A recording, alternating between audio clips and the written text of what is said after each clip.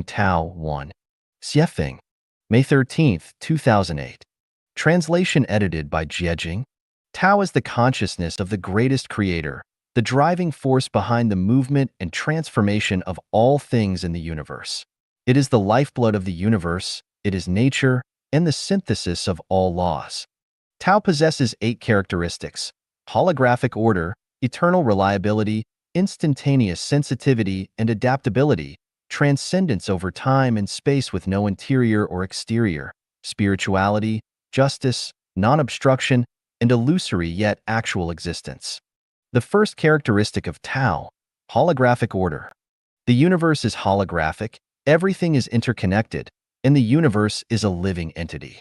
The activity of an ant is related to an elephant drinking water. The fluttering of a butterfly's wings in Alaska is connected to a storm at the Cape of Good Hope. Today's cough is linked to an insect swallowed 10 years ago. The current back pain is related to a mouse killed 500 years ago. The suffering of a grandson today is connected to the mountain digging activities of ancestors 3,000 years ago. The rolling of a stone on the moon is linked to an earthquake somewhere on Earth. An explosion on a distant planet thousands of light years away is related to someone sneezing on Earth. Parents' words and actions are connected to the growth of their children. A mosquito bite on the toe is directly linked to getting angry. A lover's betrayal is related to the other's suicide. A statement made by Jesus or Buddha 2,000 years ago is linked to someone's behavior today. Darwin's theory of evolution is connected to people not believing in the greatest creator. A statement made by oneself 10 years ago is related to today's unexpected encounters. Everything is connected, no matter how distant. All events are related, no matter how long ago. Hearts resonate, whether in heaven or on earth. Spirits communicate, regardless of whether they belong to insects, plants, animals, humans, or ghosts. This is the holographic order.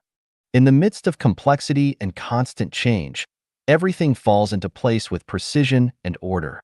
Every word, action, movement, thought, and intention leaves an imprint in the universe. When the time is ripe, there will be consequences. Feeling helpless, unable to understand, unable to see the principles of good deeds leading to good outcomes and evil deeds leading to bad outcomes, one feels anxious and confused, not knowing the cause. Life seems uncertain. Everything appears random and inexplicable, because the characteristic of Tao is holographic order. Boundless and infinite, without tactics or fixed modes, no name or identity, no form or shadow, yet its power is immense, rewarding and punishing at all times.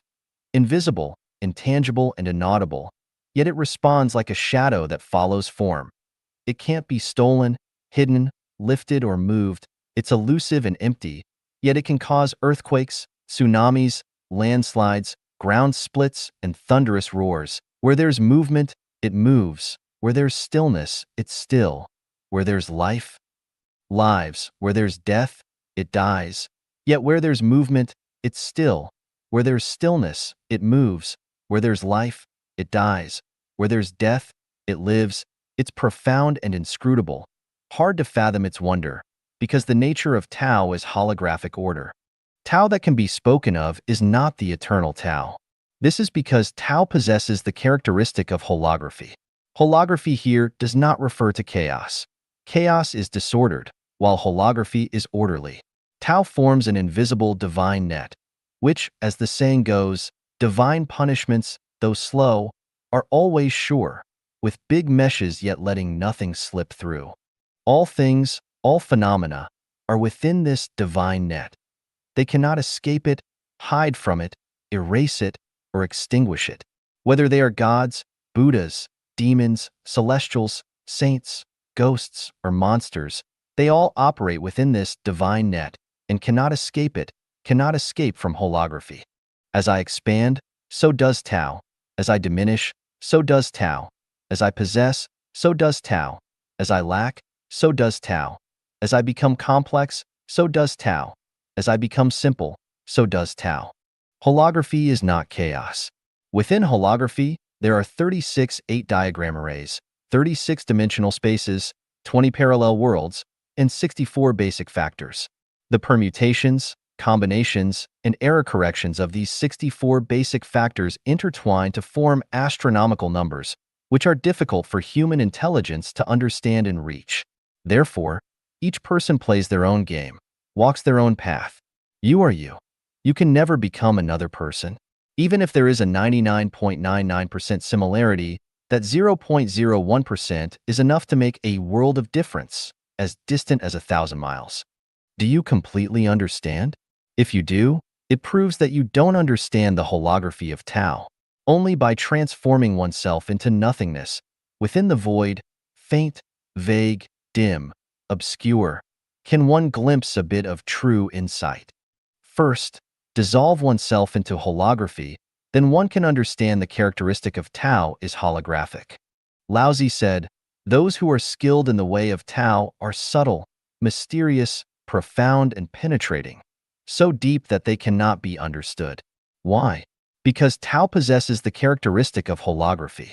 Knowing that Tao has the characteristic of holography and understanding the holographic characteristic of Tao hold profound and significant value. When we can face the collapse of Mount Tai without blinking an eye or skipping a beat, smile slightly with a knife at our throat, remain calm and composed in the face of death, stay unruffled in the face of family ruin and personal loss, and continue to be calm and relaxed even if the next second brings about earth-shattering changes, only then can we truly understand the holographic nature and principles of Tao. In reality, at this moment, one has already become a celestial being. The sky is intensely blue, death ceases to exist, beauty surrounds us, profound experiences abound, all paths are open, skills are effortlessly wielded, and there is nothing to do but enjoy leisure and play. Understanding the holographic characteristic of Tao and following its path leads to escaping the kingdom of necessity and entering the kingdom of freedom. 雪峰传道2. Xiefeng Preaching Tao 2. Xiefeng, May 15, 2008. Translation edited by Jiejing. Tao is the consciousness of the greatest creator, the driving force behind the movement and transformation of all things in the universe. It is the lifeblood of the universe, it is nature, and the synthesis of all laws. Tao possesses 8 characteristics: holographic order, eternal reliability, instantaneous sensitivity and adaptability, transcendence over time and space with no interior or exterior, spirituality, justice, non-obstruction, and illusory yet actual existence. The second characteristic of Tao, eternal reliability. Tao is the synthesis of all laws. Within a certain time and space, these laws are immutable, enduring, and dependable. Every morning, the red sun rises from the east. The seasons change timely throughout the year. Seeds sown in suitable soil will inevitably sprout, grow, and eventually bloom and bear fruit. Rivers naturally flow downstream. It has been like this for thousands of years. Eggs are hatched in 21 days, yielding chicks. After giving birth, mother's milk will surely follow. Tides ebb and flow, flowers bloom and wither, flocks of geese migrate southward, the moon waxes and wanes. Everything follows a pattern. Everything can be trusted and relied upon. This is the characteristic of Tao, eternal reliability. The sum of the interior angles of a triangle is 180 degrees. Pi is always 3.1415926. Energy equals mass times the speed of light squared. Velocity multiplied by time equals distance traveled. To escape the solar system, an object must reach or exceed a velocity of 16.7 kilometers per second.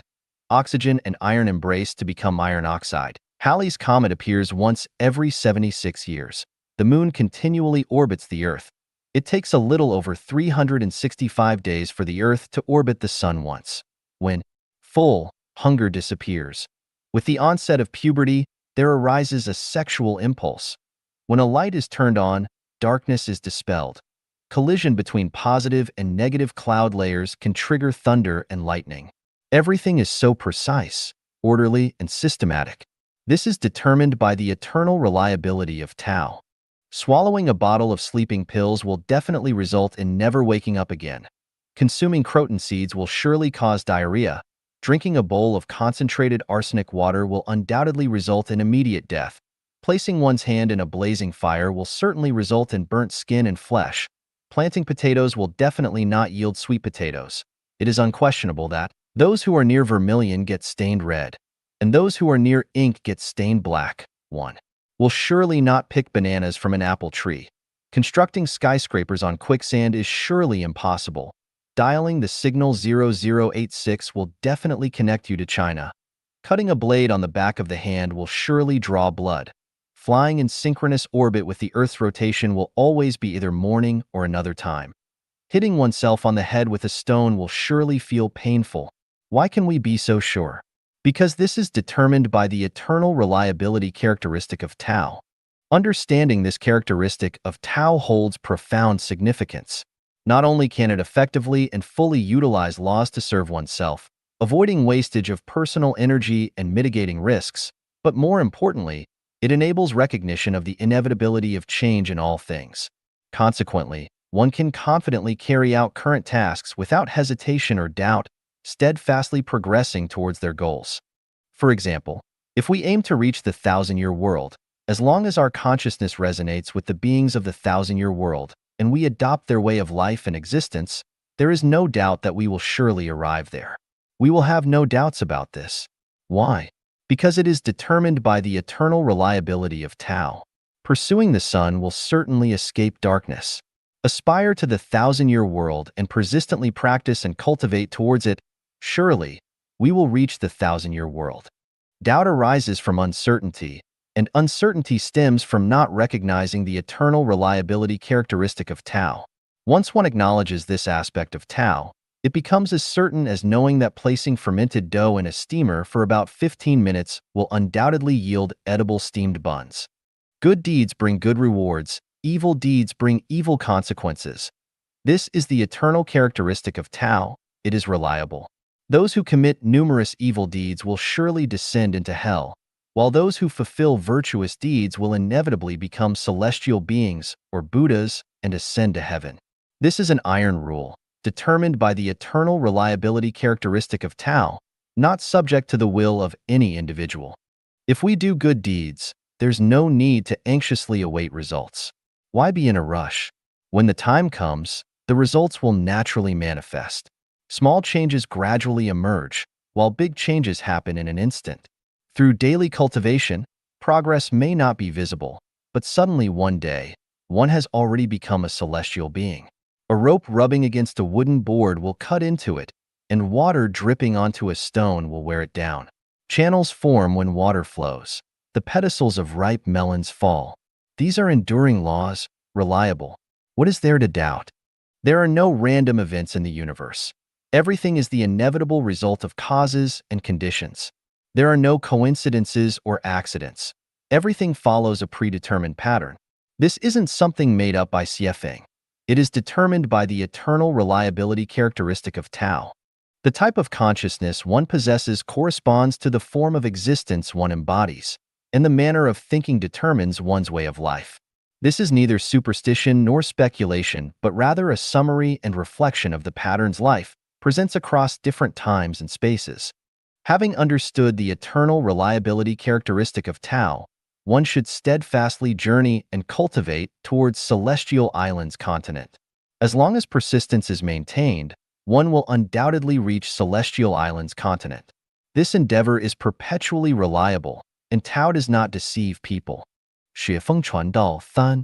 Xiefeng Preaching Tao 3. Xiefeng, May 17, 2008. Translation edited by Jiejing. Tao is the consciousness of the greatest creator, the driving force behind the movement and transformation of all things in the universe. It is the lifeblood of the universe, it is nature, and the synthesis of all laws. Tao possesses 8 characteristics: holographic order, eternal reliability, instantaneous sensitivity and adaptability, transcendence over time and space with no interior or exterior, justice, immediacy, and illusory yet actual existence. The third characteristic of Tao: instantaneous sensitivity and adaptability. Tao is the most subtle and sensitive sensor in the universe. It instantaneously senses, records, and responds to the slightest changes at any time, place, or thing, without the slightest delay or negligence.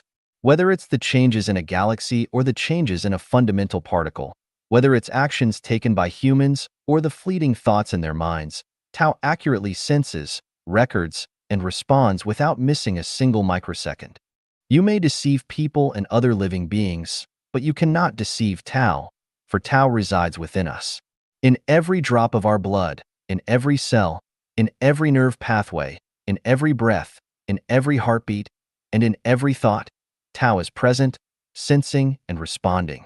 Therefore, the more honest a person is, the more they align with the characteristics of Tao. From this, we realize that any deception ultimately deceives not others or other beings, but oneself. Inner prayers, acts of repentance, wishes, and blessings all carry weight, value, and significance. Any disaster, whether it's a slip or a fall, a car accident, or an earthquake, can be prevented and avoided. As the ancient sages said, a single thought can move ghosts and gods. A single action can change heaven and earth. The difference between calamity and fortune, sorrow and joy, lies in the slightest difference in thought. Whether a camel will be crushed depends on the last straw, and which way the balance tips depends on the final gram. This is because Tao possesses the characteristic of instantaneous sensitivity. Tao is not dead, but alive. It possesses eternal reliability, yet it is not a rigid and unchanging machine. It is adaptable and can generate myriad phenomena. Wherever there is space, life, or changes, there are Tao's methods. On a macroscopic level, Tao's principles are constant, while on a microscopic level, they are constantly changing, arising and ceasing in each moment. On a macroscopic scale, there are stages of birth, abiding, decay, and emptiness, while on a microscopic scale, these stages can be reversed. For every person, every day, there are countless thoughts and ideas, and in response, Tao generates various transformations. If you remain unchanged, Tao remains unchanged. If you change, Tao changes accordingly. With your 10,000 changes, Tao produces 10,000 corresponding transformations. This is the instantaneous sensitivity and adaptability of Tao, always remaining unchanging amidst change, changing amidst the unchanging, eternally one yet endlessly unpredictable and mysterious. This is why it is said that the Tao that can be spoken is not the eternal Tao.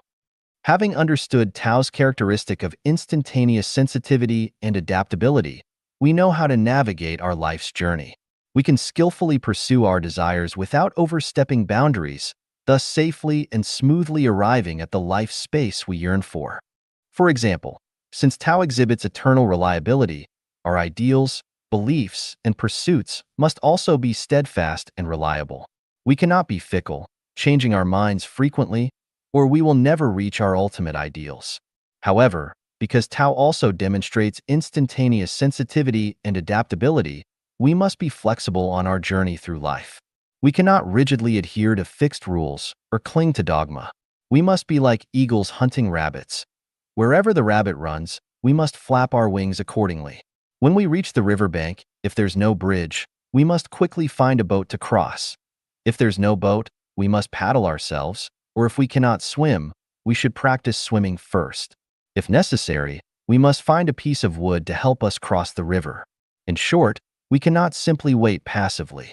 In times of danger, it is essential to pray and seek help from the greatest creator promptly because Tao possesses the characteristic of instantaneous sensitivity. Our inner thoughts and activities are instantly perceived by the greatest creator, who will then take corresponding protective measures in the nick of time. When faced with a dilemma, promptly share your best wishes with the greatest creator and then entrust your life to him, letting Tao manage your life. Then, go with the flow, act according to your nature, take advantage of opportunities that arise, and you will not go wrong. When facing decisions, it's crucial to remain calm and not hastily make choices. Avoid harboring a mentality of taking chances or attempting to deceive or lie. Look up 3 feet. You will find divinity. In reality, these divine entities are within us. A slight misstep can lead to drastic consequences. In the darkness, one may harbor ill intentions, but the eyes of the divine are as bright as lightning, and to avoid misfortune in the visible world, do not offend the invisible. The invisible refers to our inner world, which is unseen by others. If we commit wrongdoings in our inner world, there will be no good outcomes under the bright light of day. Don't assume that unethical actions from yesterday will go unpunished today and deceive yourself into believing you can get away with it. In reality, you are only deceiving yourself. When the time comes, you will deeply regret it because Tao possesses the characteristic of instantaneous sensitivity. It meticulously records all our thoughts and actions, accumulating them for change. When this accumulation reaches a saturation point, even the slightest change will trigger unforeseen events instantaneously. This is determined by Tao's holographic characteristic. In summary, Tao manages, supervises, coordinates, and responds to us at all times and in all places. This is the instantaneous sensitivity and adaptability of Tao. 雪峰传道4. Xiefeng Preaching Tao 4. Xiefeng, May 18, 2008. Translation edited by Jiejing. Tao is the consciousness of the greatest creator, the driving force behind the movement and transformation of all things in the universe. It is the lifeblood of the universe, it is nature, and the synthesis of all laws. Tao possesses 8 characteristics: holographic order, eternal reliability, instantaneous sensitivity and adaptability, transcendence over time and space with no interior or exterior, spirituality, justice, non-obstruction, and illusory yet actual existence. The 4th characteristic of Tao, transcendence over time and space with no interior or exterior. The entire universe is an integrated whole, much like the human body. Tao permeates the universe, akin to how blood fills the human body. Tao possesses the characteristics of a hologram, making no distinction between inner and outer. In other words, it's impossible to discern what is internal from what is external, let alone what is up or down, what is large or small, what is male or female. This state requires deep immersion to fully experience, similar to how a drop of ink disperses in clear water.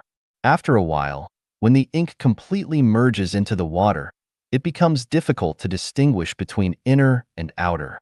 Tao, akin to ink seamlessly blending into clear water, pervades all things, both material and non-material, permeating all aspects of time and space. Therefore, Tao possesses the characteristic of transcendence of inner and outer. When a stone is thrown into calm water, ripples extend in all directions from the point where the stone lands, but this takes time. If there are obstacles, the ripples may stop there. For instance, waves from Dongting Lake are unlikely to reach the Pacific Ocean. However, Tao is different. Stimulus from any location can almost instantaneously propagate to every material, time, and space in the universe without any hindrance. Any movement in the human world is immediately known in the heavenly realms, and any change in the heavenly realms immediately affects the human world. Just as the human brain, with its central nervous system, can immediately sense a prick on the toe, the universe also has a central system. According to the non-material world chapter, we know that there are 20 parallel worlds in the universe. These 20 parallel worlds are not isolated from each other but are connected by the 0 point, the realm of the greatest creator's residence. The 0 point serves as the central nervous system of the universe. The 20 parallel worlds intersect at the 0 point, and for the 0 point, any subtle changes in these 20 parallel worlds are perceived, much like how the brain perceives any subtle changes in the body's limbs, hair, senses, organs, and viscera. Therefore, for Tao, it transcends time and space, without any constraints. Tao's transcendence is not only manifested in its ability to traverse space, but also time. For humans, we perceive the past, present, and future as distinct, but for Tao, these temporal states are unified and indistinguishable. The past is the present is the future, and the future is the past. They are all part of a unified whole. The past influences the present shapes the future, and in the same way, the present can also affect the past, and the future can influence the present. If a life form was once a fox, is now a human, and will be a celestial being in the future, then the fox, the human, and the celestial being are all manifestations of the same entity. We may perceive them differently, but Tao does not make such distinctions. In Strange Stories from a Chinese Studio, characters often enter the non-material world and engage in romantic relationships, marriage, and childbirth with foxes, bees, and other creatures. The parties involved cannot distinguish between themselves. There are no clear differences between foxes, humans, and bees. Only by stepping outside of that space can one discern who is a bee, who is a fox, and who is a human. Of course, some may argue that Strange Stories from a Chinese Studio is a collection of supernatural tales not to be believed, but that's their perspective, not mine. They've never entered these stories, so they deem them untrustworthy. However, once they enter and then leave, their perspective might change. For me, there is no clear distinction between mythology, fairy tales, supernatural stories, fiction, and reality, just as there is no clear distinction between the 36 8-diagram arrays. If you've been living within just one 8-diagram arrays and never entered any of the other 35 8-diagram arrays, of course, you will never know the existence of the 36 8-diagram arrays. Science fiction novels may seem like products of the author's imagination, but when we enter the space-time tunnel, we realize that they are not mere fantasies, but depictions of reality. It is said that in 1898, British writer Morgan Robertson wrote a novel titled Futility, which eerily predicted the sinking of the Titanic in 1912, 14 years later. Can we then dismiss the novel as merely the author's imagination? In 1865, at the age of 37, French science fiction writer Jules Verne published his science fiction masterpiece, From the Earth to the Moon, which described launching a manned projectile to the moon. The content, data, and details in the novel were almost identical to the data of the Apollo 11 moon landing spacecraft in 1969, 100 years later. Can we say Verne was just imagining things? Some may criticize Xiefeng's depictions of the Thousand-Year World, the 10,000-Year World, and the Elysium Celestial Islands continent as mere fantasy, but we cannot fault the critics for their lack of understanding of Tao's transcendence of time and space and the mysteries of thinking. However, believers are blessed. Grasping the concept of Tao's transcendence over time and space is truly extraordinary and incredibly marvelous. If one achieves enlightenment, they can freely roam the universe, instantly entering any life space to play. Moreover, one's thinking can expand limitlessly, and consciousness can transform from human to celestial being in the shortest possible time. The key here is not to differentiate between inner and outer, not to have a concept of time, but to realize that you are within Tao. Since Tao possesses the characteristic of transcending time and space, you also have the innate ability to transcend time and space. You can effortlessly travel from the human world directly to the 1,000-year world, or the 10,000-year world, or the celestial islands continent of the Elysium world. 雪峰传道5. Xiefeng Preaching Tao 5. Xiefeng, May 19, 2008. Translation edited by Jiejing. Tao is the consciousness of the greatest creator, the driving force behind the movement and transformation of all things in the universe. It is the lifeblood of the universe, it is nature, and the synthesis of all laws. Tao possesses 8 characteristics: holographic order, eternal reliability, instantaneous sensitivity and adaptability, transcendence over time and space with no interior or exterior, spirituality, justice, non-obstruction, and illusory yet actual existence. The 5th characteristic of Tao, spirituality. In terms of the eternal reliability of Tao, it represents the synthesis of all laws. It operates meticulously, impartially, and strictly according to procedures. It cannot be deceived. If you input apples, you won't get oranges in return. Input peace, and you won't get turmoil. Input heaven, and you won't get hell. It acts like a mirror, reflecting the true essence of things. Therefore, when we encounter setbacks, troubles, or disasters in reality, we should know that they are entirely caused by ourselves, brought about by the information we input. This is not a dereliction or error of Tao. When we see someone crying in the mirror, it's ourselves crying. The mirror accurately reflects the actual situation in front of it. It's unreasonable to blame the mirror when we cry. If we wish to see the person in the mirror smile, we ourselves must smile. If we don't smile, the reflection in the mirror will never smile. Similarly, if we want Tao to bring peace, smoothness, auspiciousness to our lives, and to have a happy, joyous, free, and blessed life, we must put ourselves in such a state. If our consciousness is in chaos and disorder, then everything we perceive will also appear chaotic and disordered. If we lack direction and goals, Tao will not show us direction and goals. If our hearts are filled with jealousy and hatred, then everything we see and hear will provoke jealousy and hatred in us. If we constantly blame others and have a great deal of anger, the arrangements made by Tao will only provoke us to become angry and resentful. If our inner world is not peaceful, the outer world will not be peaceful either. If there is no heaven in our consciousness, there will be no heaven in the universe. If our hearts do not envision and yearn for the scenes of the 1,000-year world, the 10,000-year world, the celestial islands continent of the Elysium world, we will never find or reach these worlds and continent. What we long for, what we pray for, is what we attract to ourselves. What we think and do is reflected in reality.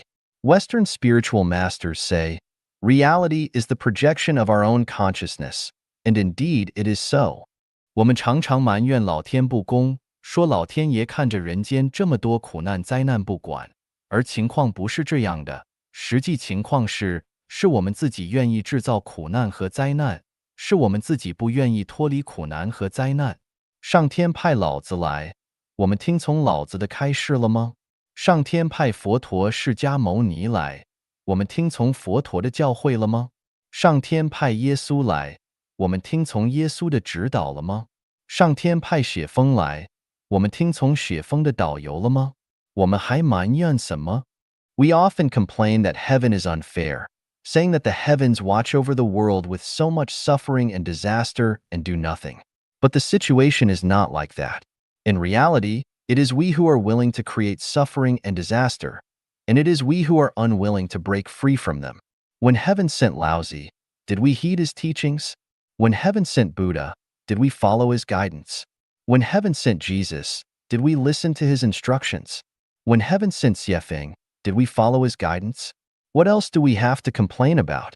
Although Tao operates meticulously and impartially, it is sentient and trustworthy, and it has spirituality. When we rejoice, Tao rejoices. When we suffer, Tao suffers. When we are angry, Tao is angry. When we ask for something, Tao will provide it. It's worth collecting evidence of this. When a person's life is in extreme danger, if they are conscious and earnestly seek the aid of the greatest creator at that critical moment, the situation can immediately shift from danger to safety, or the risk and damage can be minimized. There are many examples of this throughout history, which proves what? It proves that Tao has spirituality. Without spirituality, there would be no resonance, and without resonance, the turning of danger into safety would be difficult to achieve. Jesus often taught us that as long as you keep knocking, the door of the kingdom of the greatest creator will open for you. As long as we have faith, we can instantly transplant the large tree beside us to another place. The spirituality of Tao also manifests in the form of continuous inspiration it provides us, which I refer to as revelations. The over 100 articles I have written, titled Revelations, aim to help everyone find and receive divine inspirations from the myriad phenomena of nature. Life at Genuine has always emphasized the need for everyone to awaken their spiritual perception. Once awakened, it's akin to a blind person regaining sight. You will perceive revelations everywhere, comprehend the wordless books, grasp the operational rules and ways of Tao, and ultimately attain Tao. You will be able to fly freely in the vast sky and leap freely in the boundless sea. Wherever you wish to go, you will go. Tao is constantly caring for us, assisting us, watching over us, educating us, and guiding us.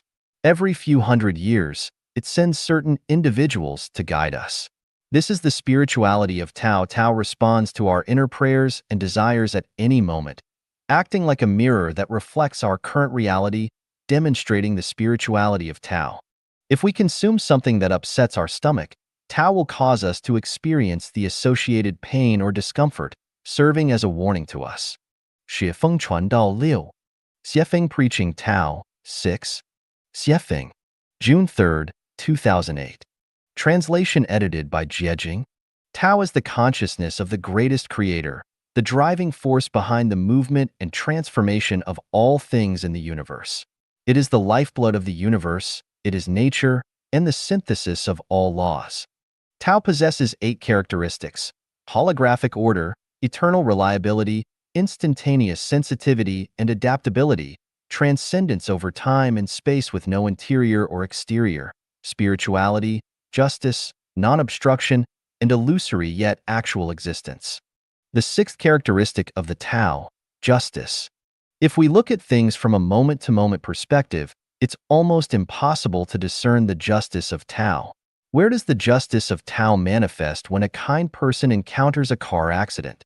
Where does the justice of Tao manifest when a place experiences an earthquake, causing mass casualties and injuries? Where does the justice of Tao manifest when some opportunists exploit and oppress good people, living in wealth and comfort, while hardworking, kind, and sincere individuals struggle with hardship and despair? To see the justice of Tao, one must look at it from a macro perspective, from a holistic viewpoint, from the perspective of causality, from the long river of history, from the interplay of debts, from the future consequences, and from the principles of misfortune, that upon which happiness depends. Happiness, that underneath which misfortune lurks.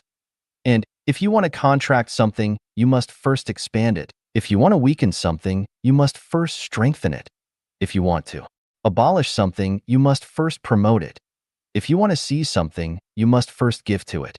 When someone suffers from a headache, there is always a reason behind it. There is absolutely no headache without a cause. The occurrence of any phenomenon or event always has its reasons. There are no occurrences without reasons. All illnesses, pains, and disasters have their origins. When we trace back to their roots, we may find that some originate not long ago, while others have origins from a very long time ago. We tend to forget events from a long time ago because we cannot find their roots. Due to this, we often misunderstand the justice of Tao and mistakenly conclude that life is unpredictable and that the occurrence of all phenomena and events is merely coincidental.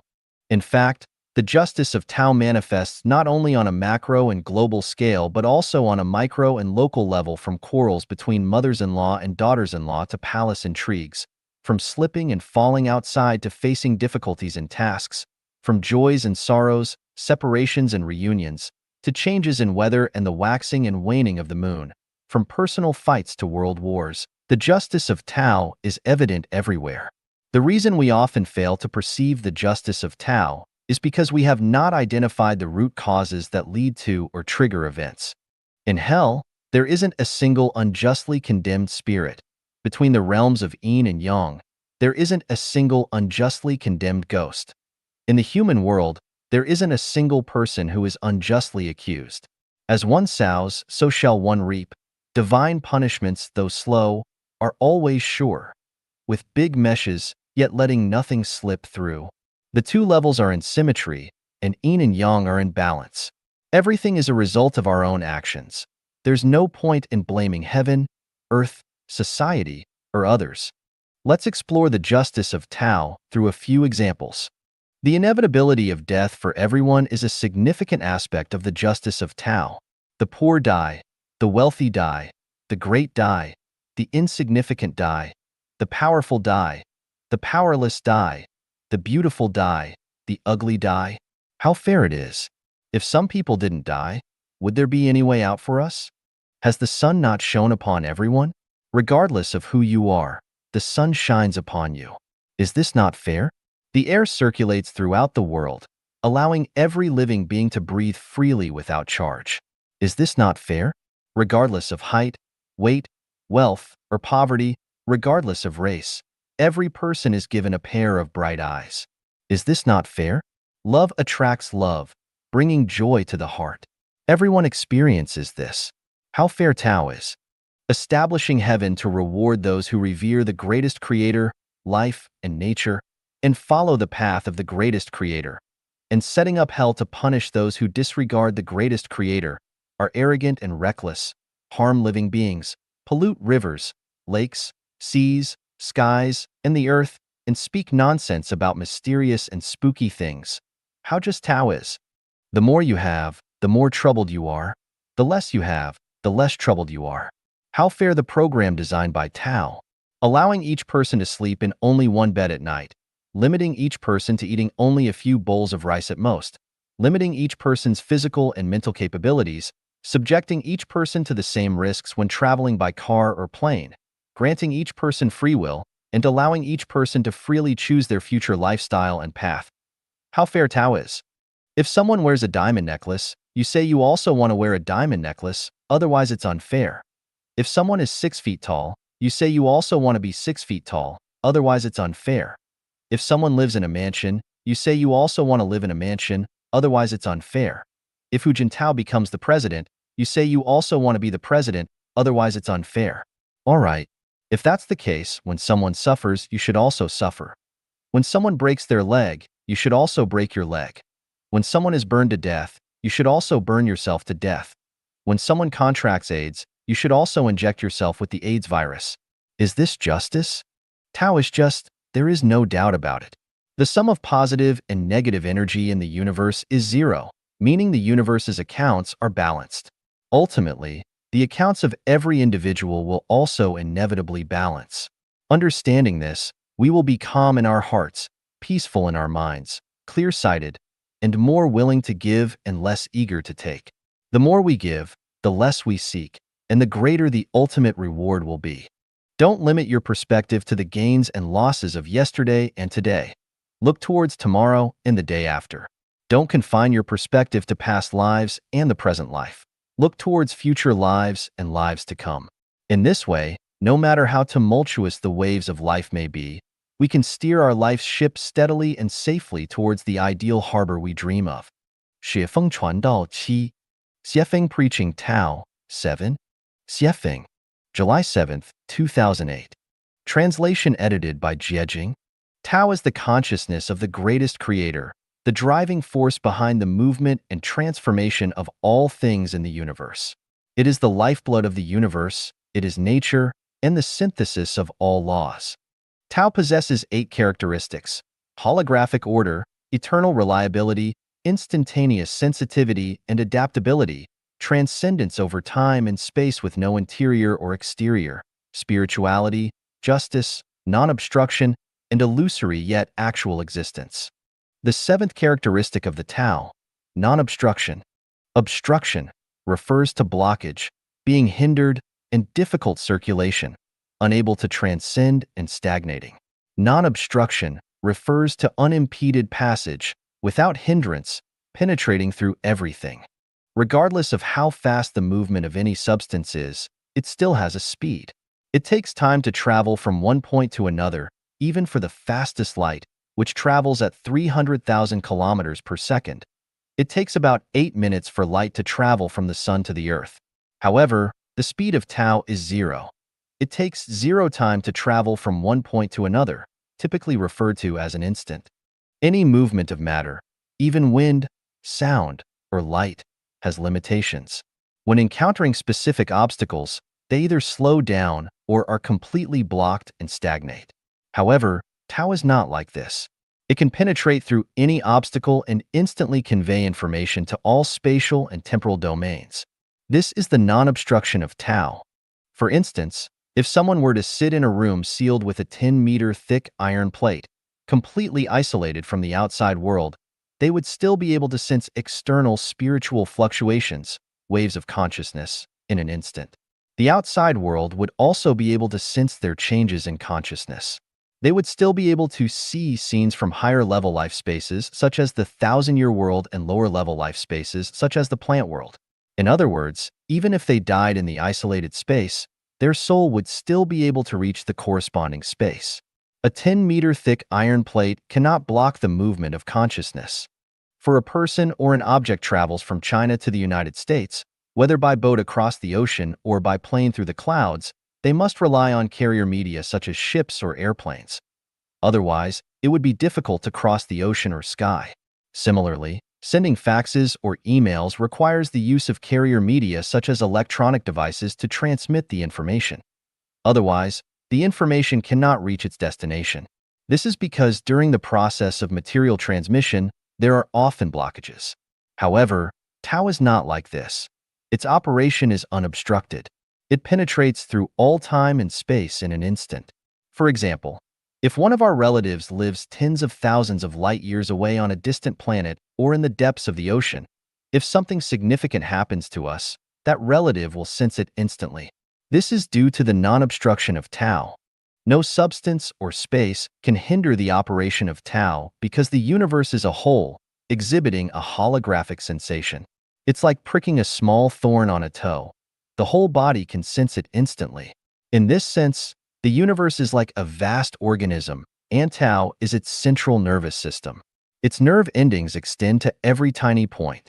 The ancient sages saying for its greatness, nothing lies outside it. For its smallness, nothing lies within it embodies this meaning. By understanding the characteristic of non-obstruction of Tao, we can place ourselves within the universe. We can merge ourselves into all time and space. We can transform into myriad forms, countless incarnations, and instantly reach any place in the universe. We can navigate through the 36-dimensional spaces and roam among the 20 parallel worlds. For example, currently, we are in the human world on Earth. If we wish to live immediately in the 1,000-year world, as long as we become familiar with a little trick of consciousness, we will immediately enter life in the 1,000-year world. This trick is only explained to the members of Life Genuine. Others can comprehend it through Chanyuan Corpus, which is not difficult at all. Buddha teaches that every person has Buddha nature, possessing all the characteristics. Indeed, every person has the potential to become a Buddha. Here, I substitute Buddha nature with Tao nature. Every person has Tao nature. We exist within Tao. Every person possesses all characteristics, meaning that anyone can become any kind of life they desire and can attain Tao. What we may not understand now is why we are unable to achieve this. There's also a little trick to this. For instance, while each of us has the potential ability to drive a car, to truly master driving, we need practice and a solid understanding of traffic rules. Otherwise, our potential ability remains untapped and we cannot drive. Tao possesses non-obstruction. Once we attain Tao, no time or space can hinder us. We can become celestial beings or Buddhas and live in the Elysium world. In this regard, the greatest creator treats all beings equally, opening the gates to heaven for every life. However, to truly enter heaven, certain conditions must be met, and certain principles must be understood. This relies on each person's enlightenment, merit, and opportunities. Xiefeng Preaching Tao, 8. Xiefeng, July 12, 2008. Translation edited by Jiejing. Tao is the consciousness of the greatest creator, the driving force behind the movement and transformation of all things in the universe. It is the lifeblood of the universe, it is nature, and the synthesis of all laws. Tao possesses 8 characteristics: holographic order, eternal reliability, instantaneous sensitivity and adaptability, transcendence over time and space with no interior or exterior, spirituality, justice, non-obstruction, and illusory yet actual existence. The 8th characteristic of Tao, illusory yet actual existence. This seems to be a paradox, both illusory and real, truly vague and indistinct. Although it is vague and indistinct, it has substance and sentiment, and its substance and sentiment are very real. It is said to be boundless, but it has clear edges and corners. It is said to have no tactics or forms, yet its methods are strict, and rewards and punishments are not delayed. It is said to be heartless and unrighteous, yet good and evil are clear, and its affection and righteousness are deep. It is said to be empty of everything, yet it changes in thousands of ways, and everything is prepared. This is the illusory yet actual existence of Tao. Quantum mechanics has revealed that the direction, manner, and speed of movement of elementary particles depend on the observer. In a study conducted at a university in the United States, a human rotation image was produced. Many people observed this image simultaneously, and some said the person in the image was turning left, while others said they were turning right. Some claimed the person in the image was consistently turning left, while others said they were consistently turning right. There were even some who said the person in the image was turning left at times and right at other times. What is the explanation for this phenomenon? In the material world, everything changes in accordance with the conscious activity of the observer. The movement and changes of matter are related to the observer. Our consciousness determines the form of existence and the way matter moves. There is a famous saying in literary theory, "It's not that life lacks beauty, but that we lack the eyes to discover it." Strictly speaking, whether one discovers beauty does not depend on the eyes but on the mind. Furthermore, the ability to discover beauty lies in the non-material structure of life. With a beautiful inner structure, everything is seen as beautiful. With an ugly inner structure, everything is seen as ugly. A Buddha sees everything as possessing Buddha nature. A demon sees everything as possessing demonic nature. A celestial being sees everything as naturally ordered and constant, while a person sees everything as being busy for profit. The core of life structure is consciousness. The type of consciousness determines the type of life structure. Japanese scientists once conducted an experiment on the crystallization of water molecules and found that their crystalline structure is influenced by the consciousness applied to them. The more perfect the consciousness applied, the more beautiful the crystalline state. The more chaotic the consciousness applied, the uglier the crystalline state. All remedies can become poison, and all poisons can become remedies. Whether something is a poison or a remedy depends on the consciousness of the individual using it. I have revealed in an article before that the nutritional value of food depends on the mindset of the eater. Those who feel grateful absorb more and better nutrients, while those who harbor dissatisfaction absorb fewer and lower quality nutrients. When the mind is restless, sunny days and gentle breezes seem to mock and ridicule oneself, while during a good mood, a sudden downpour appears as a magnificent symphony performed by nature. Take a look at your reflection in the mirror. If you're feeling troubled internally, your expression will likely be gloomy. If you're feeling joyful, your expression will be radiant with smiles. This also proves that one's external state is determined by their own consciousness. Optimists always have cheerful smiles, while pessimists always wear frowns. Where is heaven? It exists within one's consciousness. If heaven isn't present within one's consciousness, then one will never be able to reach it. And where is hell? It too exists within one's consciousness. If hell isn't present within one's consciousness, then one will never be able to arrive there. When Xiefeng descends to the human world, he acts as a guide, leading some individuals to the heavenly realms of the 1,000-year world, the 10,000-year world, and the celestial islands continent of the Elysium world. The mystery lies here. How does everyone feel? Was it a deception? This is determined by the illusory yet actual existence characteristic of Tao, and it cannot be fabricated. Is there truth or falsehood, good or evil, beauty or ugliness, right or wrong, big or small, many or few, up or down, near or far, closeness or distance? No. If they exist, it's because of one's own consciousness. In the eyes of lovers, even an ordinary person can seem as beautiful as she sure, while in the eyes of enemies, even a good person can appear demonic. Peng Lai and Taiji see Xiefeng as beautiful, while Xiaoxi and Sidong see him as ugly. Is Xiefeng truly beautiful or ugly? Isn't it determined by the observer's consciousness? Even if an elephant is beautiful, a mouse wouldn't want to marry it and start a family. Even if a fox is wise, chickens and ducks wouldn't consider it their master. Tao is elusive. We can sense its presence, but we cannot see it, much like how we cannot see the non-material structure of life. Yet, Tao exists.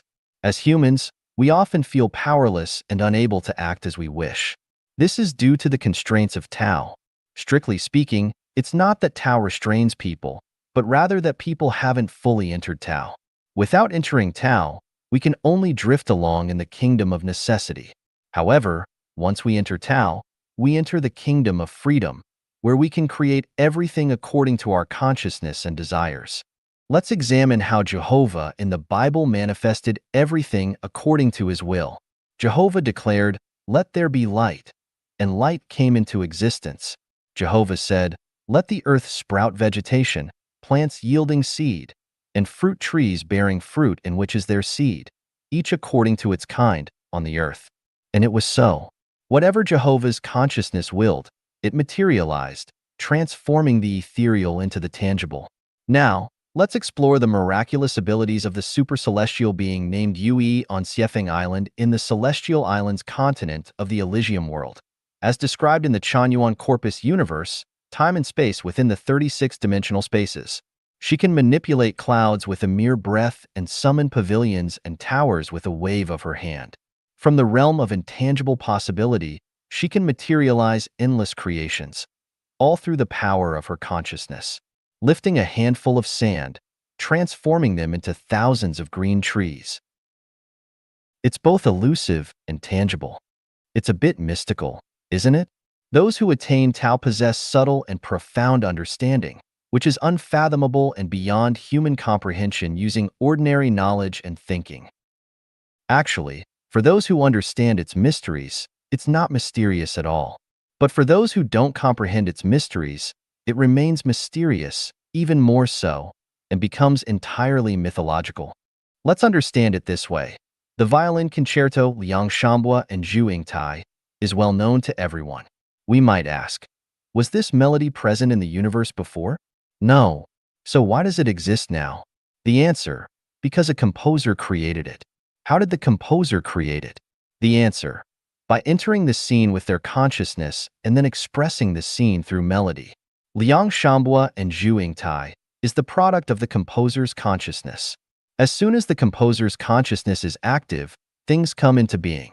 When we listen to its enchanting melody, we still perceive a sense of the ethereal. However, when the vibration of the melody is combined with electronic instruments and a water spray system, we can observe water spouting from the nozzles in rhythm with the fluctuations of the music. The water dances gracefully along with the melody, and if accompanied by colors, it's like watching a fairy dance. In this way, the original ethereal becomes a tangible reality that the eyes can see and the ears can hear. Hand a blank sheet of paper to a painter, and in a short while, the paper will be adorned with magnificent landscapes and rivers. Where do these breathtaking landscapes and rivers originate from? They spring from the painter's consciousness. The ethereal becomes reality, but if you burn the painting, reality turns back into the ethereal. This is the characteristic of Tao. Consciousness, structure, and energy serve as the universal keys to unlocking the mysteries of the universe and attaining the status of deity, celestial beings, and super-celestial beings. The ethereal and the real have no boundaries. Everything depends on our own consciousness. Emptiness is form, form is emptiness. From nothingness, all things can emerge. Yet within all things, nothingness persists. Everything is ultimately empty. The key is to master the method of consciousness. My requirement for Chanyuan Celestials is to possess nothing yet own everything. The more you desire to possess, the more emptiness you experience. The more you maintain a state of emptiness, the more you come to possess. It seems quite contradictory, bewildering, and perplexing, doesn't it? Practicing how to be free from the mortal body during meditation will bring clarity to everything. 横向时间, horizontal time. Tao 1. May 24th, 2006. Translation edited by Qin Yu. One of the 8 characteristics of time is its verticality and horizontality. The past, present, and future reflect the verticality of time. At a certain point on the vertical axis, time loses its future characteristic, which reflects the horizontality of time. An airliner from a certain airline disappeared from ground radar systems while flying along a coast, then miraculously reappeared. When the crew and passengers arrived on the ground, they found that their watches were all 8 minutes. Or was it 20 minutes? I can't remember. Slower than the airport time. There was a woodcutter who got lost while chopping wood in the mountains. While looking for his way, he saw 2 old men playing chess and stood by to watch for a while. When he found his way home, his hometown had undergone earth-shaking changes. His peers had long passed away, and only a few people remained in the generations of his grandchildren and great-grandchildren. People told him that decades had passed since he got lost chopping wood in the mountains. There is a story that the missing captain of the sunken luxury liner Titanic appeared on a small island, his appearance and physique identical to that of decades ago. There is also a story that an airplane that had disappeared decades ago landed at a certain airport. There is even a story that a couple, while driving fast on a highway in South America, suddenly both fainted. When they woke up, they found their car was driving on a highway 2,000 kilometers away in North America. The results of near-death studies show that some people really did die.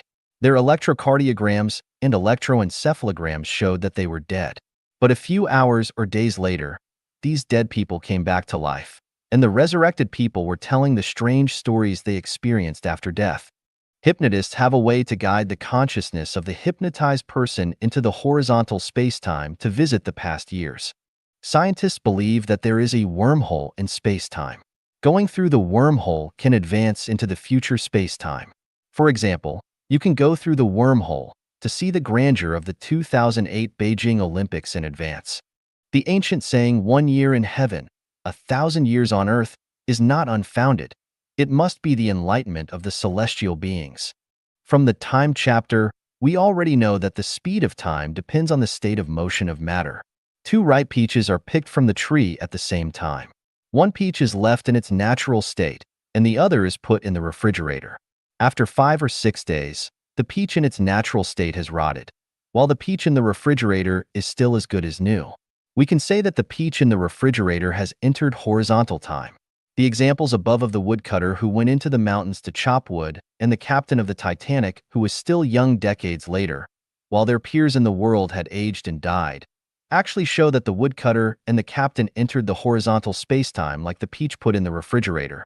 Many things that humans actually do, such as sperm banks and so on, are applications of the principle of horizontal time. Sperm dies in a few minutes, or even a few seconds, under normal conditions.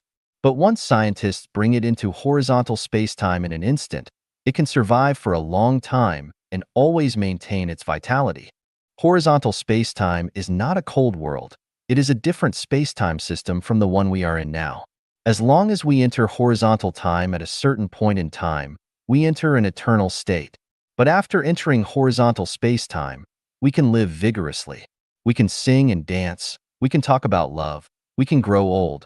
But once we return to the world from horizontal spacetime, we are still at the point when we first entered horizontal spacetime.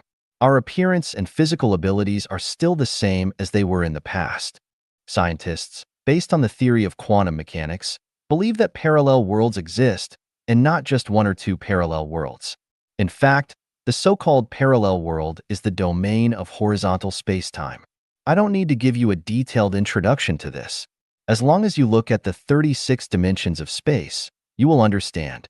Now I am going to tell you a little secret about how to enter horizontal time in order to bring practical benefits to you. Nothing is impossible, only unthinkable. How to enter horizontal time. To get the whole body into horizontal time requires opportunity. If the opportunity is not there, it is impossible to enter, and there is no use in being anxious. Now I am giving you a method that can enter horizontal spacetime at any time, that is, the method of consciousness entry. Please don't underestimate the method of consciousness entry. People are consciousness. Consciousness is people. Without consciousness, people are not called people, they are called dead things. At least they are walking corpses. Once consciousness enters, it is actually you who enters. How to enter horizontal spacetime. At any point in vertical time, you can instantly enter the domain of horizontal spacetime. This point in time is horizontal time. Let's analyze it specifically. I have step-by-step led everyone's thinking towards the high-level life space. First, I talked about the land of idyllic beauty, then the Life-Echanuan era, then the 1,000-year world, the 10,000-year world, and finally set the target on the Celestial Islands continent of the Elysium world. I have already drawn out the whole blueprint of life's journey to the high-level space for everyone. Now, as long as you are willing, you can let your consciousness enter any of the above horizontal space-time domains at any time. For instance, at this very moment, allow your consciousness to enter the land of idyllic beauty. Using the visualized thinking method that I've discussed among the 8 types of thinking, you can freely explore the realm of imagination. The more beautiful you imagine it, the better it becomes. The sky is high, allowing birds to fly freely. The sea is vast, where fish can leap at will. Celestial horses roam the sky, coming and going freely. Don't perceive this as unreal or illusory.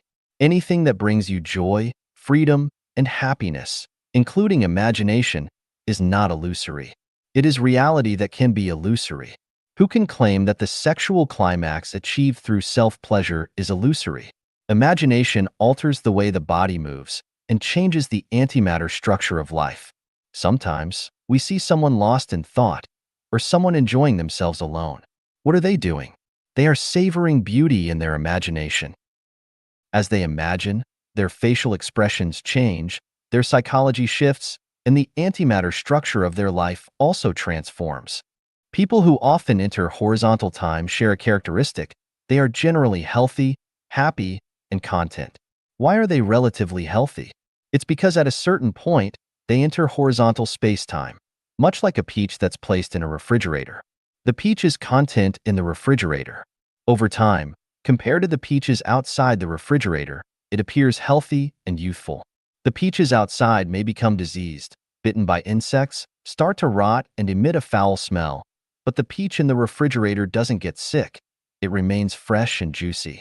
What kind of consciousness you have what kind of life existence form. You might think that the sun is not moving, the plant's not growing, and that your conscious activity has no impact on life. In the subtle changes, unconsciously, in the unpredictable, earth-shaking major changes are happening. As long as you enter horizontal space-time from time to time, you will be healthy and not get sick. You will always stay young. You will gradually adapt to the way of life in the high-level life space. You will form a tie with celestial beings, and finally become a celestial being and go to live in heaven. About horizontal time, I only talk about these to ignite everyone's thinking library. For the rest, you have to explore and comprehend on your own. The mystery has to be experienced and mastered by yourself. The duck knows first when the spring river is warm, and the willows along the river know when spring comes. 传道篇之二，量子力学的困惑。The chapter of Preaching Tao, Article 2, The Confusion of Quantum Mechanics. Xiefeng. September 1st, 2005. Translation edited by Qinyu. Humanity continues to struggle in despair. As long as people remain unaware of what happens after death, living, whether nobly or humbly, is essentially a struggle before death. Blindness and self-deception are common human traits. Regardless of our beliefs, if we have only a superficial understanding or fail to seek a deeper understanding, we are essentially engaging in blind faith. Christians who do not understand what the kingdom of the greatest creator is like, Buddhists who do not comprehend the state of being a Buddha, and scientists who do not grasp the essence of science are, in essence, anesthetizing themselves and others, engaging in self-deception. Quantum mechanics has given us a glimmer of hope, enabling us to organically link consciousness and matter. However, it has also brought greater confusion. Schrödinger, known as the father of the wave function, once expressed a heartfelt lament to Bohr. What I truly regret is that one day I got confused by quantum mechanics. This confusion has affected not only Schrödinger and Einstein, but the entire scientific community and humanity as a whole. What confusion has quantum mechanics brought to humanity, particularly to the scientific community? What is the fundamental composition of matter? What is the nature of the subatomic world? Is the world deterministic and inevitable, or random and accidental? This is another major confusion brought by quantum mechanics. Heisenberg's famous conclusion states, "Uncertainty is inherent in the subatomic world and cannot be eliminated by any means." Does the greatest creator manage the universe by rolling dice? The material world is composed of atoms, and the atomic world is composed of subatomic particles. If the subatomic world is uncertain, then the material world must also be uncertain.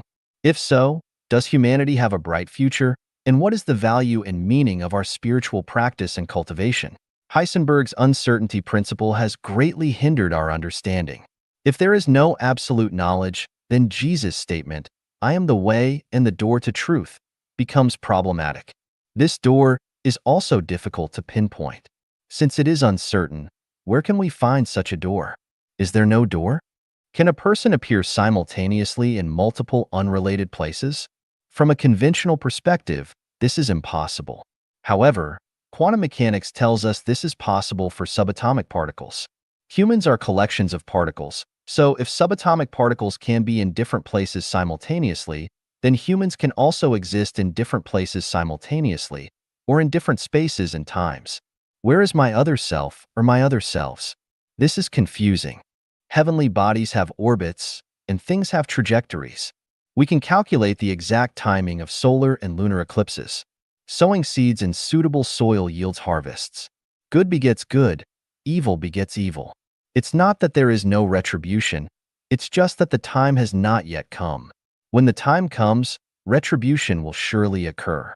However, in the subatomic world described by quantum mechanics, specific events are not determined by causality. In other words, some effects have no causes, and some causes have no effects. This implies that life is a gamble, which is confusing. Observation creates reality is another perplexing theory from quantum mechanics. Quantum mechanics tells us that the behavior and properties of subatomic particles are related to the observer's position and method. This could mean that without human observation, it is like a cat running, but when observed by humans, it may become an owl flying. Isn't this strange? Quantum mechanics allows for multiple realities. Isn't this confusing? Since observation creates reality, the universe must have countless worlds that have not been observed by us.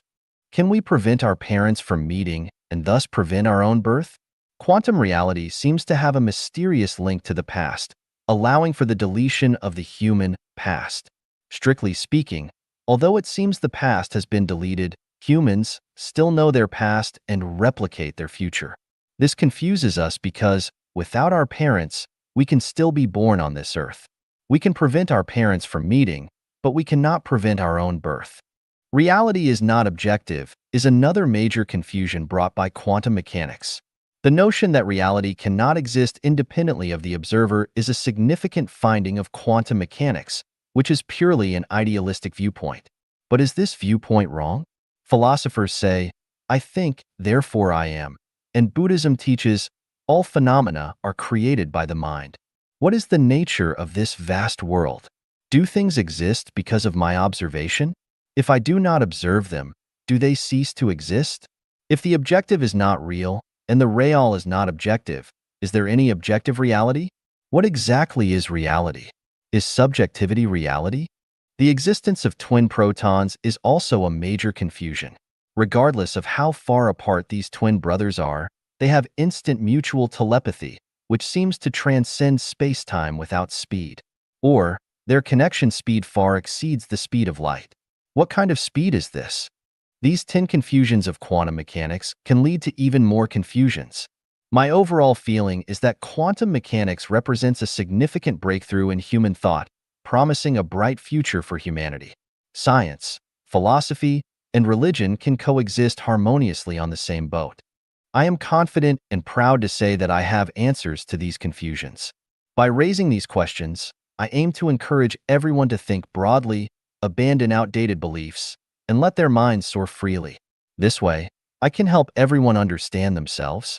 For detailed information on quantum mechanics, please read or refer to relevant books. I won't introduce it further because I use holographic thinking, which often results in leaps of consciousness. Focusing too much on details might affect the overall beauty in terms of time and space. 传道篇之6, 宇宙统一场. The chapter of Preaching Tao, Article 6, The Unified Field of the Universe. Xiefeng, December 30th, 2005. Translation edited by Qin Yu. The term universe encompasses all infinite space, year, and all infinite time, zhou. Thus, the universe is a composite of material and non-material components, constituted by infinite space and infinite time. The unified field of the universe refers to the laws that universally apply to all times and spaces, essentially, universal laws that hold true everywhere. Establishing a unified field of the universe has been the dream and pursuit of scientists. They envision using a simple, clear formula to describe this unified field theory, a formula that could be called the ultimate formula applicable to all fields. It is said that Einstein spent 30 years of his later life attempting to find this formula, but in the end, he was left lamenting and empty-handed. Modern scientists, whether globally renowned or obscure, have all employed various methods in their quest to solve the problem of the unified field of the universe, hoping to achieve the glory of solving this problem, akin in significance to the Goldbach conjecture. The promising prospect is alluring, but it remains as elusive as a mirage, seemingly near, yet far. After reviewing the history and paths they have taken, I found that they have made a fundamental directional error. First, let us consider the scientists' perspectives. Their views are uniformly focused on the material world, completely ignoring the non-material world.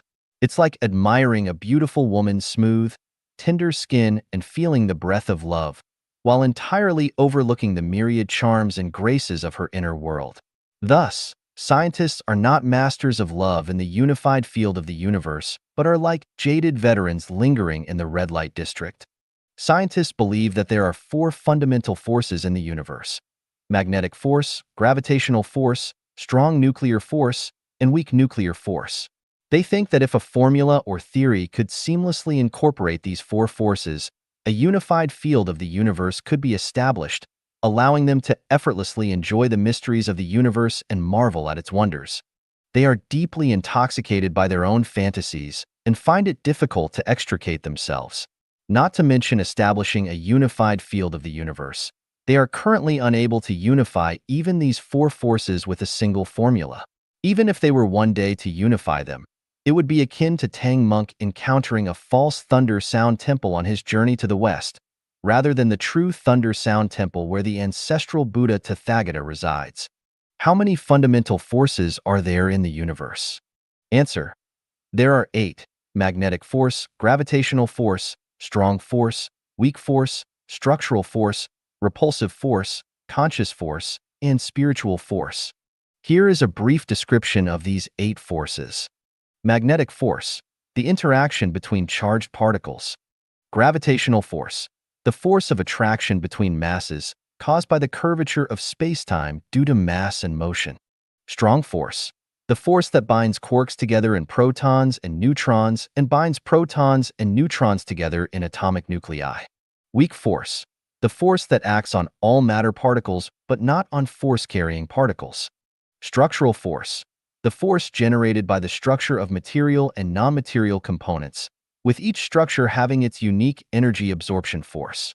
Repulsive force, the force that causes like charges or poles to repel each other.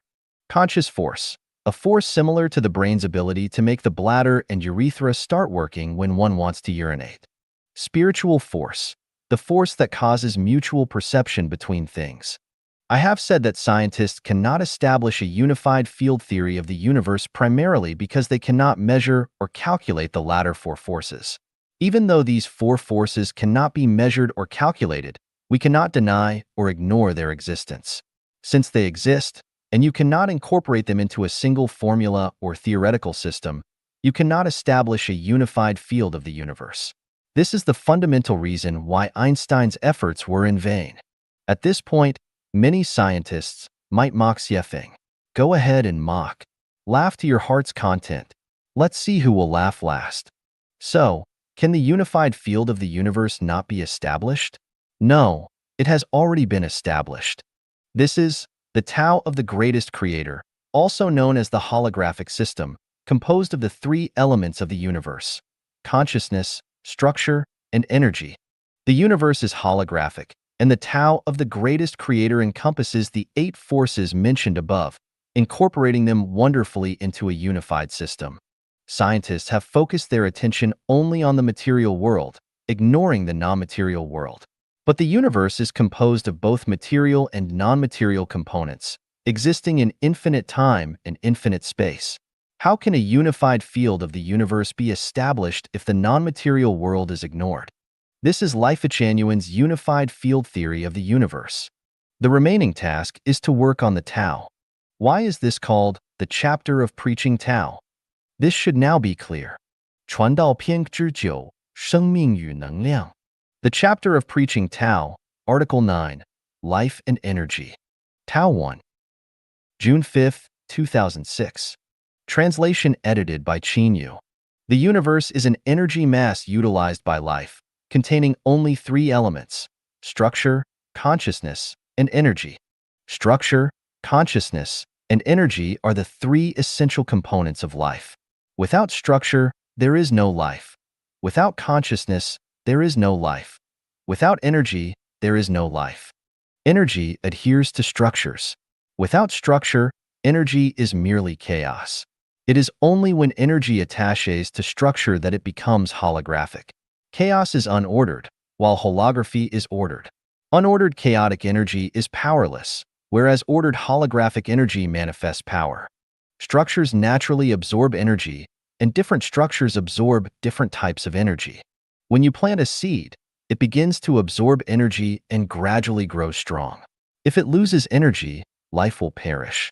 The process of life is essentially a competition for energy. Those who acquire more energy will thrive. Those who acquire less will have fragile and short-lived existence. Those who can continuously obtain a steady flow of energy will enjoy a perpetually enduring life. The universe is engaged in an ongoing energy competition. A person's life is a continuous struggle to gain energy, rising and falling through the great river of energy gain and loss. Energy is divided into yin energy and yang energy. Yang energy forms matter, while yin energy forms the soul. Males possess yang energy, and females possess yin energy. Females lack yang energy, and males lack yin energy. In psychology, the Oedipus complex and Electra complex essentially describe children's quest for energy from their parents. Generally, girls are drawn to their fathers, and boys are drawn to their mothers because girls need yang energy, and boys need yin energy. As children grow up and the energy provided by their parents becomes insufficient, they begin to seek energy from the opposite sex. The ultimate purpose of marrying the opposite sex and seeking lovers is to acquire energy, even if people may not be consciously aware of this. Children rebelling against their parents implicitly aims to protect their own energy from depletion and to seek additional energy from their parents through rebellion. Conflicts between couples are essentially struggles for energy. People with bad tempers often lack energy. Their needs are unmet. Those who are depressed, emaciated, weak, lacking confidence, timid, talkative, eager for fame, complaining, dissatisfied, full of hatred, pretentious, and so on, are in such states due to insufficient energy. To acquire energy, people have learned to control others. Nations, ethnic groups, political parties, religions, organizations, and individuals all strive to control others. Once they control others, the energy of those controlled becomes theirs. A typical example is the mutual control between spouses. At the beginning of a relationship, mutual love leads both parties to release energy to each other, creating a pleasant and comfortable experience. However, as energy is consumed, they begin to control each other to absorb the other's energy. Arguments, fights, tantrums, ignoring each other, sulking, pretending to be ill, and even threats of death are tactics used to vie for the other's energy. Wives may prevent their husbands from interacting with other women, and husbands may prevent their wives from interacting with other men, aiming to prevent energy leakage. The more powerful a man is, the more he needs a woman's energy. The gentler a woman is, the more she needs a man's energy. When energy from one partner is insufficient, one may seek it from others. The universe is filled with energy, and there are countless ways to obtain it. Unfortunately, humanity has focused on plundering natural resources and controlling others, neglecting other avenues. All human conflicts and contradictions stem from the struggle for energy. Marital misfortune and sorrow arise from attempts to control each other's energy. For humans and nature, as well as for human interactions, to coexist peacefully, efforts to control one another must be abandoned. Nations, religions, political parties, and organizations must dissolve. For couples to achieve happiness, they must relinquish control and domination over each other. Life can be infinite, as long as you can elevate your frequency of thought and directly obtain a constant flow of energy from the universe. Do not rely on others for energy. As long as you can recognize beauty and possess selfless love, you can access an endless supply of energy. Learn to release energy. Only by releasing can you receive. The more you release, the more you gain. Never attempt to control others. The intention to control others not only harms them, but also depletes yourself. Seek energy from the greatest creator. 传道篇知识，空间的奥秘. The chapter of preaching Tao, Article 10, The Mysteries of Space. Tao 1, July 15, 2006. Translation edited by Qin Yu. The magical experience lies in exploring space. The larger your mind, the larger the space. The vast, boundless space allows you to spread your wings of imagination and fly beyond the speed of light. As long as you can perceive it, wherever your awareness reaches becomes your beautiful and beloved homeland. Where is matter? Understanding that the universe is empty is a piece of wisdom from the Buddha. The mystery lies in the principle that emptiness is not different from form, and form is not different from emptiness. To grasp this principle, we first need to examine where matter resides. The Milky Way is composed of matter, excluding other components. From Earth, the Milky Way appears as a cloud. To investigate the presence of matter, let's focus on the solar system. However, this is still problematic. Eventually, we must use a stone to illustrate the matter. A stone is clearly a material object, but to understand it, we need to dissect its cells because any material object is composed of its cells. Without cells, there is no matter. Undoubtedly, a stone is made up of molecules, which are composed of atoms. Atoms consist of nuclei and electrons. Nuclei are made up of protons and neutrons, and protons and neutrons are composed of quarks. Then come hadrons, mesons, baryons, leptons, bosons, photons, neutrinos, fermions, gluons, quanta, and so on. We can't determine what constitutes what anymore.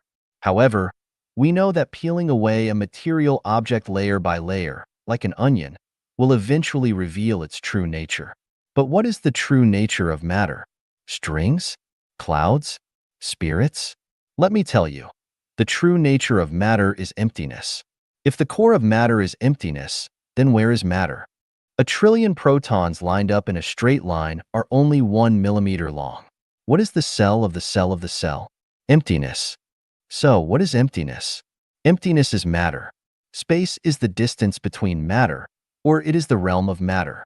In other words, emptiness is form, matter, and form, matter, is emptiness. Emptiness is not different from form, and form is not different from emptiness. Form is emptiness, and emptiness is form. Where is matter? How big is space? Space is infinite. The number of digits after the decimal point of pi represents the vastness of space. Space has no boundaries. The size of space depends on the composition and distribution of matter. If you place two tables side by side, the space between them is small. If you move one of the tables to Mars, the space between them increases. If you move the table to a place billions of light years away, the space between them expands infinitely. So, how big is space? Attributes of space. If we explore space only with our vision or scientific instruments, there is no doubt that space appears singular and one-dimensional. This is insufficient to explain the true nature of space. When we enter a dream state, we find that the space in our dreams extends beyond the scope of our vision and scientific instruments. This indicates that space is not singular but dual. It is not one-sided but multifaceted. It is not singular but layered and multidimensional. Where is the space in our memory? Where is the space in our imagination? Since memory and imagination also involve space, space is not simple but complex.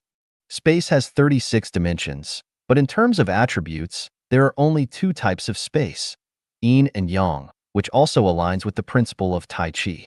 Yin and yang space. The space detected by vision and scientific instruments is yang space, which belongs to the material space. The space of the mind and consciousness is yin space, which belongs to the non-material space. Yang space is composed of matter, such as molecules, atoms, protons, and neutrons. Yin space is composed of non-material, such as consciousness, spirit, mind, and divinity. The marvelous use of space. Yang space is an insurmountable chasm. The speed of light is the limit of yang space. The only place in the solar system suitable for human habitation is Earth. With our limited material lifespan, living on distant stars is impossible. Moreover, from a technical standpoint, we do not yet have suitable spacecraft to transport us to other habitable planets. Furthermore, even if we had such spacecraft, the average person wouldn't be able to afford a ticket. We can only gaze wistfully and remain obediently on Earth. I want to emphasize that even if we had a spacecraft and could afford the ticket, we would still die upon reaching another planet. After all that effort, we would still end up dead. How pointless. Good news is coming. We can live in yin space. In yin space, the speed of non-material movement is superluminal, even instantaneous. In the blink of an eye, we can reach non-material planets billions of light years away. The 1,000-year world and the 10,000-year world are beautiful material worlds. Can we reach the 1,000-year world and the 10,000-year world? Yes, because yin and yang worlds can transform into each other. Consciousness determines existence. The mode of thinking determines the form and environment of life. As long as the frequency of life resonates with the corresponding life form and environment, we can undoubtedly reach it. See the 1,000-year world and 10,000-year world for details. Does the Elysium world, the Pure Land, really exist? Is there really a celestial islands continent in the Elysium world? We already know there is in space. If I ask, is there a dream world? Undoubtedly, you will answer, yes. The space of a computer is a virtual space. Before computers existed, we would never acknowledge a virtual computer space. Now with computers and networks, we have to admit there is a virtual computer network space. Now I ask, do you believe there is a Life Genuine in the computer network space? Those who have visited the Life Genuine website will unequivocally answer, yes. But what would those who have never visited the Life Genuine website answer? So, is there a celestial islands continent? You might say it is an illusion, but I ask, what is an illusion? What is reality? Emptiness is not different from form, and form is not different from emptiness. The illusory is real, and the real is illusory. If you are having a beautiful dream, would you prefer to wake up or continue dreaming beautifully for a lifetime? Would you rather have a 10,000-year beautiful dream or wake up and endure decades of anxiety and sorrow in the human world? Would you rather spend half a year enjoying all the beautiful scenery on Earth in the virtual world of computers, or work hard for a lifetime to physically visit each place? What difference does it make to your thinking and consciousness whether you see something in the computer network or in reality? Do you still doubt the existence of the Celestial Islands continent? Haven't seen it, right? Don't believe it, right? You believe in the existence of the Celestial Islands continent, but don't know how to get there, right? Don't worry, I have a way to make you understand, and a way to get you to the Celestial Islands continent. Once you understand the 8 great mysteries of life, you will be enlightened and fully comprehended. The way of the Celestials is joyful, and the great void is their home. All right, I can only explain the mysteries of space up to here. Whether you can understand the rest depends on your fortune and affinity with the Celestials. Isn't it fun? 传道篇30, 什么是道道在哪里? The chapter of preaching Tao, Article 30, What and Where is Tao? Xiefeng, August 5, 2007. Translation edited by Qin Yu. In the first chapter of the Gospel of John, it is described, in the beginning was the Word, and the Word was with God, and the Word was a God. This one was in the beginning with God. All things came into existence through him, and apart from him, not even one thing came into existence. Many Chinese translations render it as, in the beginning was the Tao, and the Tao was with God, and the Tao was God. This Tao was in the beginning with God. All things were made through him, and of all things that were created, none were made without him. From this we learn. At the beginning of the universe, the Tao already existed. In other words, before the universe was formed, the Tao was already there. The Tao was with God, the Tao was God, and God represents the Tao. All things were created by God, and it was through the Tao that they were created. Without the Tao, God could not create all things. Laozi expounds on the Tao in the Tao Te Ching. The Tao that can be told is not the eternal Tao. The name that can be named is not the eternal name. The nameless is the beginning of heaven and earth. The named is the mother of all things. The Tao is empty, yet its use is inexhaustible. It is deep, like the source of all things. It blunts sharpness, untangles knots, softens the glare, and merges with the dust.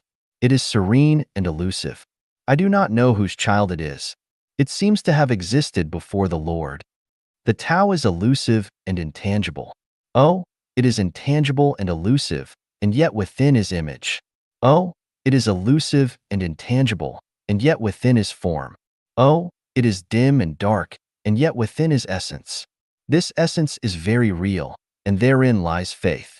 From ancient times to the present, its name has never been forgotten. It stands as a witness to the beginning of all things.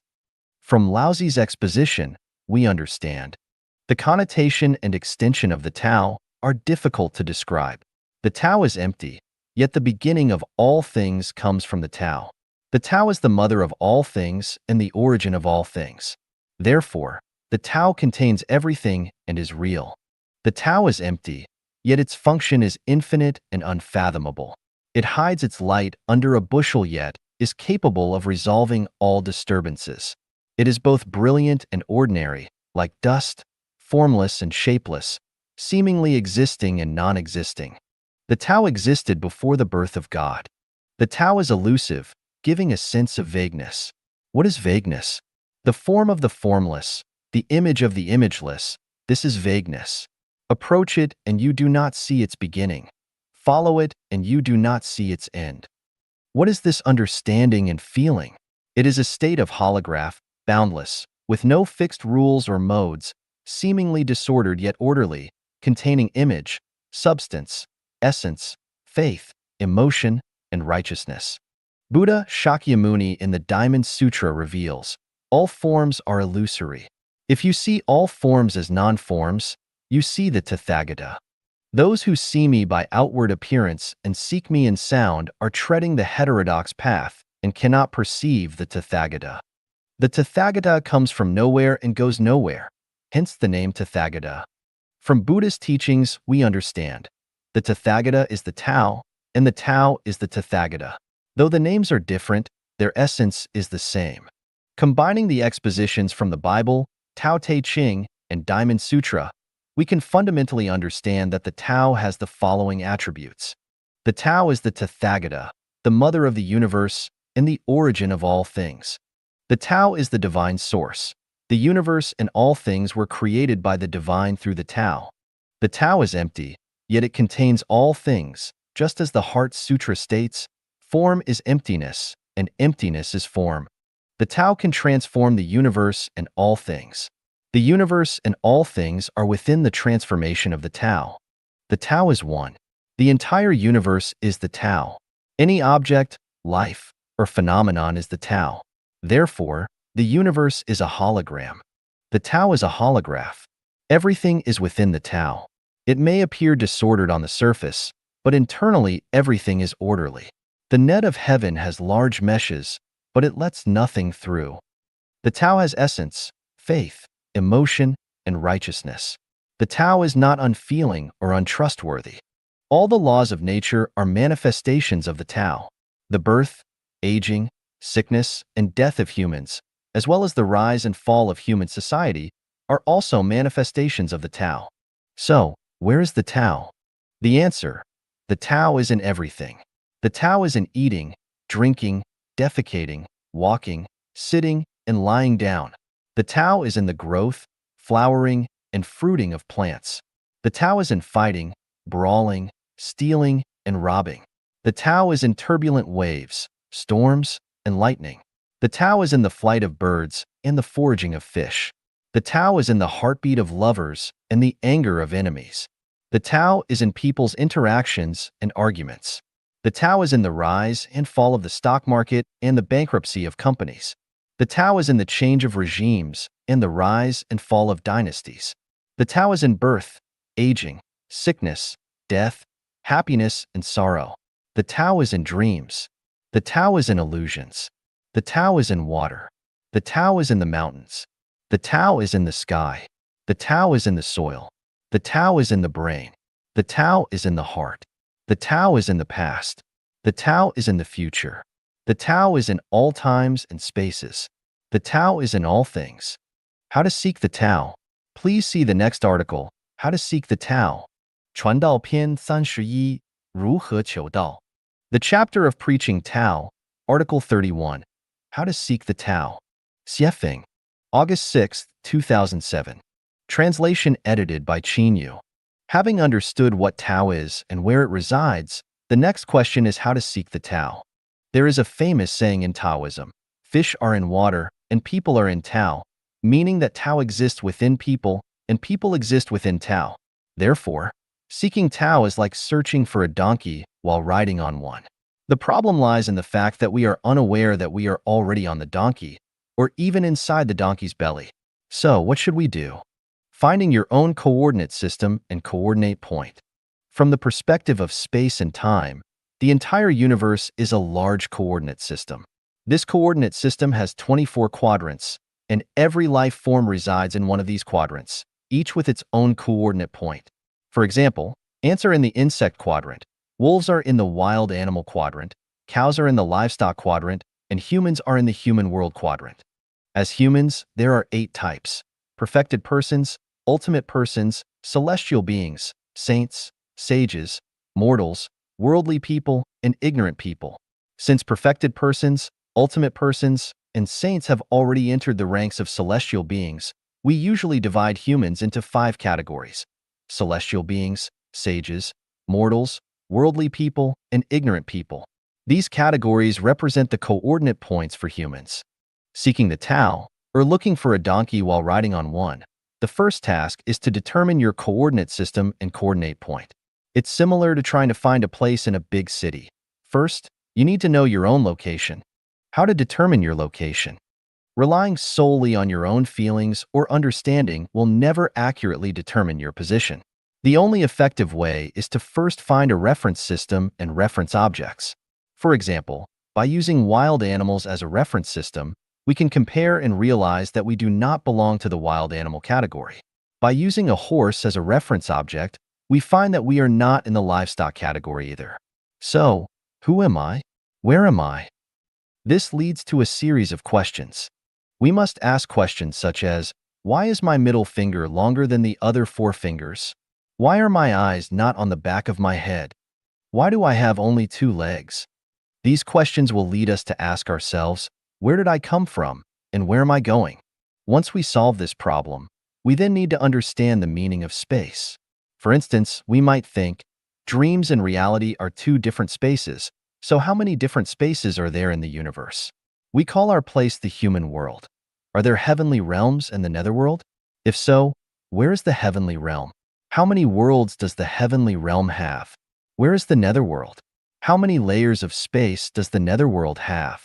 Solving these problems is like obtaining a map of the universe's administrative divisions, which helps us understand our position. At this point, the question arises, why did I come to the human world? What am I here to do? Have I completed my tasks in the human world? What tasks are left? And we need to ask, where is my next destination? How do I get there? This inquiry leads to the question of time. What is time? What are its attributes? How do we utilize time? Understanding the concept of time is like boarding a vehicle for travel, such as a spaceship, to proceed towards our destination. Then the question arises, how far is the destination? Does the spaceship have enough fuel? Do I have enough food? What risks will I encounter on the way? Will I get lost halfway since I've never been there before? Should I find a guide? Will I need any documents like a passport or visa at the border? After solving these questions, we need to prepare for the journey. How do you know how far along you are in your travel preparations? To what extent have you prepared? At this point, we need to find reference objects for comparison. How do you find reference objects? By understanding where we come from, we learn that throughout human history and in the present, there have been some extraordinary people who came with a mission, such as Jesus Christ, Buddha Shakyamuni, Laozi, Prophet Muhammad, the spiritual Seth, and others. They left us with information. By listening to their teachings, we find that people are fundamentally different. Truly, like attracts like, people form groups. Some people are perfected people, some are ultimate persons, some are saints, followed by sages, mortals, worldly people, and ignorant people. By comparing ourselves with the coordinate system of space and time, we can understand where celestial beings go, where sages go, and where mortals, worldly people, and ignorant people inevitably go. Knowing this, we can discern which category we belong to. Once we know which coordinate quadrant and category we belong to, our position becomes clear. The remaining task is how to quickly reach the standard. The process of exploration and effort described above is the process of seeking the Tao. This is what it means to seek the Tao. 传道篇32, 成道者是这样的. The chapter of preaching Tao, Article 32, what a Tao achiever is like. Xiefeng, October 30th, 2007. Translation edited by Qin Yu. Why does Jesus Christ weep, laugh, feel sad, get angry, experience rage, and cry out in pain? Does the Son of the greatest Creator, God, also have emotions like ordinary people? Jesus is a Tao achiever. He is the way, the truth, and the life. Now, I will explain the mystery of a Tao achiever. Tao is a spiritual, impartial, and highly sensitive, universal precision scientific reaction instrument. Tao governs the formation, existence, decay, and emptiness of all life and things across all space and time, and ensures their orderly operation and evolution. Every Tao achiever must possess the attributes of Tao. Water flows downward, and clouds float in the sky. These are manifestations of Tao nature. The nature of water and clouds conforms to Tao nature, making water and clouds Tao achievers. The intrinsic nature of all things is Tao nature, and the instincts of living beings are the attributes of Tao. Anything or any life form that deviates from its intrinsic nature and instincts is going against Tao. Anything or any life form that operates according to its nature and instincts is following Tao. A person who lives according to their nature and instincts and consistently displays their nature and instincts is a Tao achiever. If a person can openly display their emotions and desires, crying, laughing, getting angry, feeling frustrated, eating, drinking, resting, experiencing joy, and curiosity, then that person is a Tao achiever. If someone fails to cry when they should, does not laugh when they should, does not get angry when they should, or does not express gratitude when they should, that person is going against Tao. Life Genuine consistently encourages people to act according to their nature, which means becoming a Tao achiever. A computer network is a clear example of Tao. When we search for human, the network displays information about humans. When we search for maple leaf, information about maple leaves appears. The network responds with the information based on the input. This is the attribute of Tao. If we input human and get dog in return, or input maple leaf and get stone, then the network is going against Tao and is unusable. When driving, if pressing the brake does not stop the car but accelerates it, or if driving forward makes the car go backward, such a car lacks Tao nature and is going against Tao. Tao requires that we input certain information and receive corresponding results. If the result is not returned, or if it is completely different from the input information, then we are going against Tao.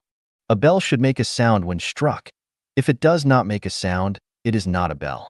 A television must display an image and sound after being turned on and having a channel selected. If it does not display an image or sound, it is not a television. A seed planted in moist soil must sprout. If it does not sprout, it is not a seed. Similarly, a Tao achiever must respond to stimuli from their environment promptly. If they are indifferent or numb, they are not Tao achievers. If their response is the opposite, they are a Tao adversary. If someone says, "I love you," and you have no reaction, you are not a Tao achiever. If you not only fail to show love in response, but you also display disdain or hatred, you are a Tao adversary. If someone slanders or insults you, attacking you personally, you must instinctively protect yourself and resist. This makes you a Tao achiever. If you not only fail to fight back, but also endure and feel grateful, you are a Tao adversary.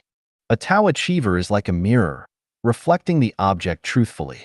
The external scenery may be ever-changing, and you must also reflect that change without distortion. If the scenery is crying, you must also cry. If the scenery is angry, you must be angry too.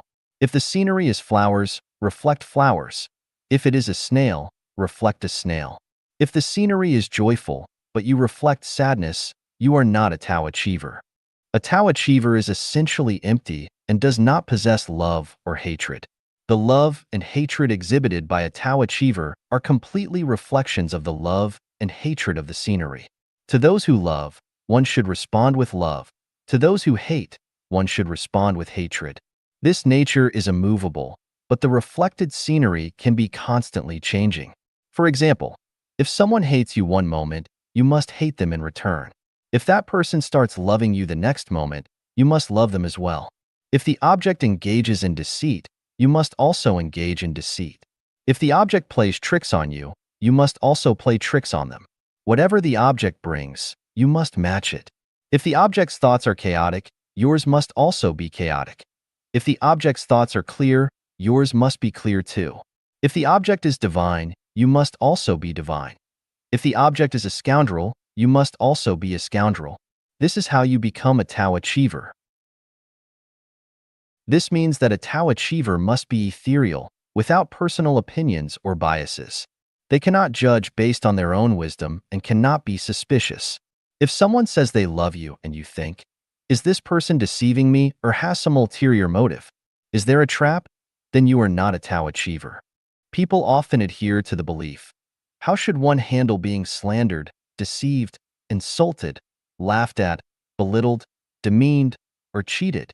Answer: tolerate it, yield to it, avoid it, let it be, endure it, respect it, and ignore it. Look at it in a few years.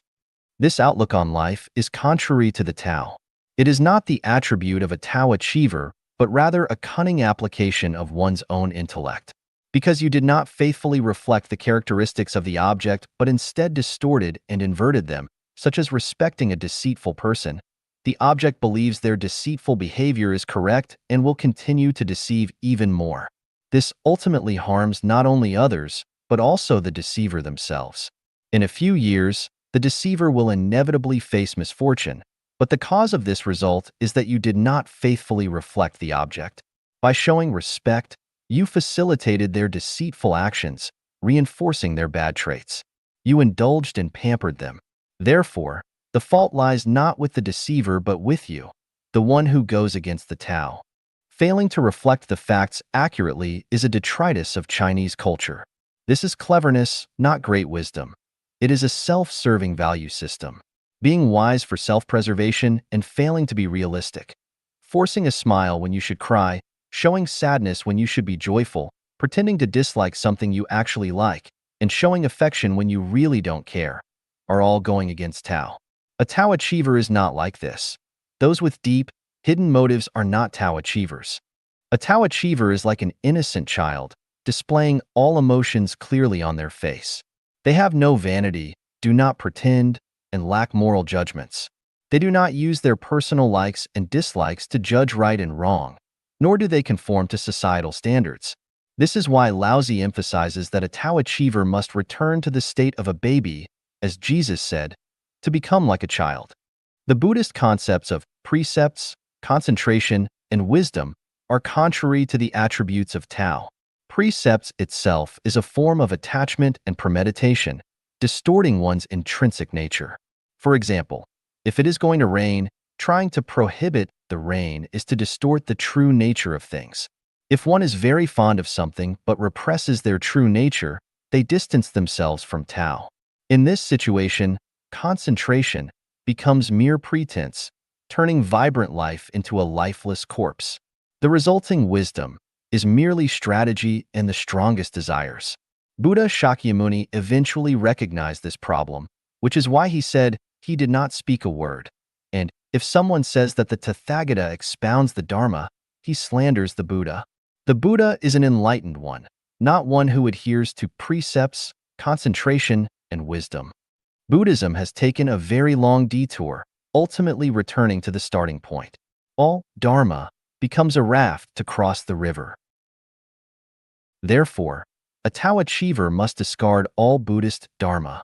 If you still adhere to Buddhist teachings, you are not a Tao achiever who has crossed the river. There are two types of Tao achievers.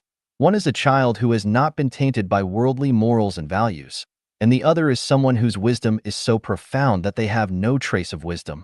Interacting with a child is interacting with Tao. To learn Tao, one must learn from nature, mirrors, and children, not from wise people.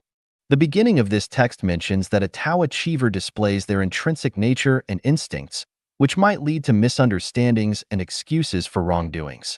For instance, if someone rapes a woman and then shamelessly claims, "I was showing my intrinsic nature and instinct," or if someone oppresses the virtuous and then shamelessly says, "I was showing my intrinsic nature and instinct," this is not true intrinsic nature and instinct, but rather a sign of a distorted and damaged life structure. Observe the animal world. For example, in a flock of sheep, a ram, no matter how excited, will never assault in you that is not in heat. A Tao achiever will never impose their will on others. The mind reveals itself in response to events, and without stimuli, they will not create disturbances. A Tao achiever has no eternal enemies or friends, no eternal love or hatred, no fixed laws or forms. They must be ethereal, holographic, immovable yet ever-changing. What they reflect is not themselves but the myriad phenomena and objects. To see one's true material form, one should look in a mirror. To see one's true non-material form, one should understand the information reflected back by the Tao achiever. In short, to achieve Tao, one must forget oneself and faithfully reflect the truth. A person who has no self but faithfully reflects the truth is a Tao achiever. 传道篇33，不要祈祷奇迹的发生。The chapter of preaching Tao, Article 33. Do not pray for miracles. Xiefeng. October 30th, 2007. Translation edited by Qin Yu. I understand the hearts of all people. As long as they are human, they more or less hope for miracles to happen. When we are in difficult situations, we hope for miracles to get us out of trouble. When we are in extreme pain, tormented by countless worries, we hope for miracles to quickly relieve our suffering. We fervently wish for pies to fall from the sky, for extraordinary abilities to command the wind and rain, to become famous overnight, to get rich overnight, and to be admired by everyone overnight. Such thoughts and hopes are normal. However, as Tao practitioners, we must be down to earth, advancing step by step towards perfection, transcendence, and the ideal shore. Even if we have absolute faith in the greatest creator will not fulfill our every wish. Our hopes cannot become reality immediately. The hardships we must endure, the suffering we must bear, the paths we must walk, and the tasks we must complete are all part of the program. We have not yet transcended the program or escaped the realms of heaven and earth. We must believe that when the water comes, the channel will be formed. When the melon is ripe, it will fall off the stem. Just as water will naturally boil if heated long enough, and persistence will eventually saw through wood or wear away stone, we must not rush things. We must not be impatient for results or expect our beautiful ideals to materialize overnight.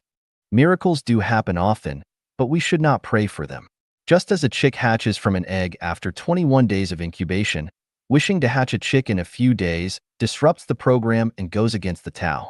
It is unrealistic to expect to possess supernatural powers or extraordinary abilities after only a few days of practice. It is even more unrealistic to pray for Jesus to help us escape all difficulties right after becoming a Christian.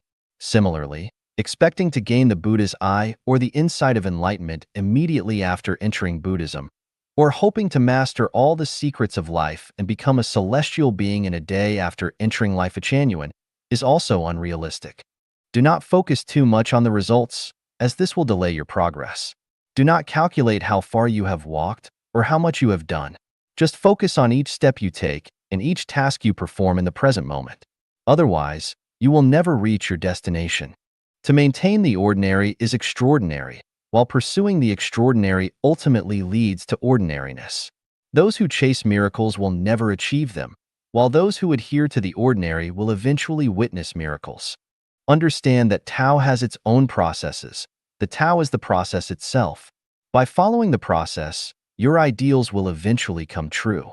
Avoiding the process leads to disorder, where miracles might occur but can be harmful, causing loss of normalcy and leading to obsession.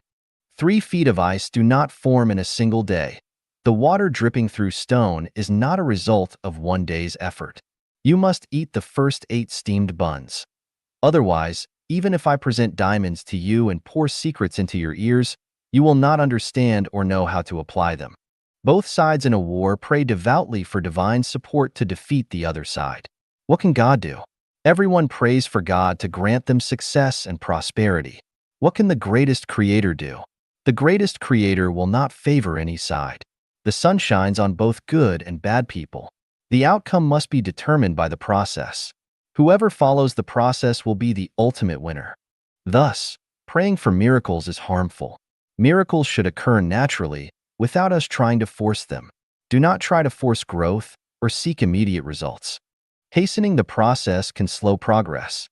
Constantly craving delicacies can be detrimental to health. There is no result without a process.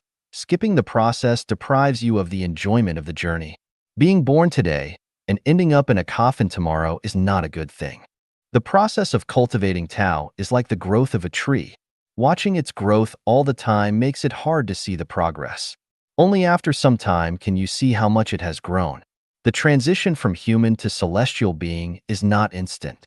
Replacing human consciousness with celestial consciousness and transforming human life structure into that of a celestial being requires time.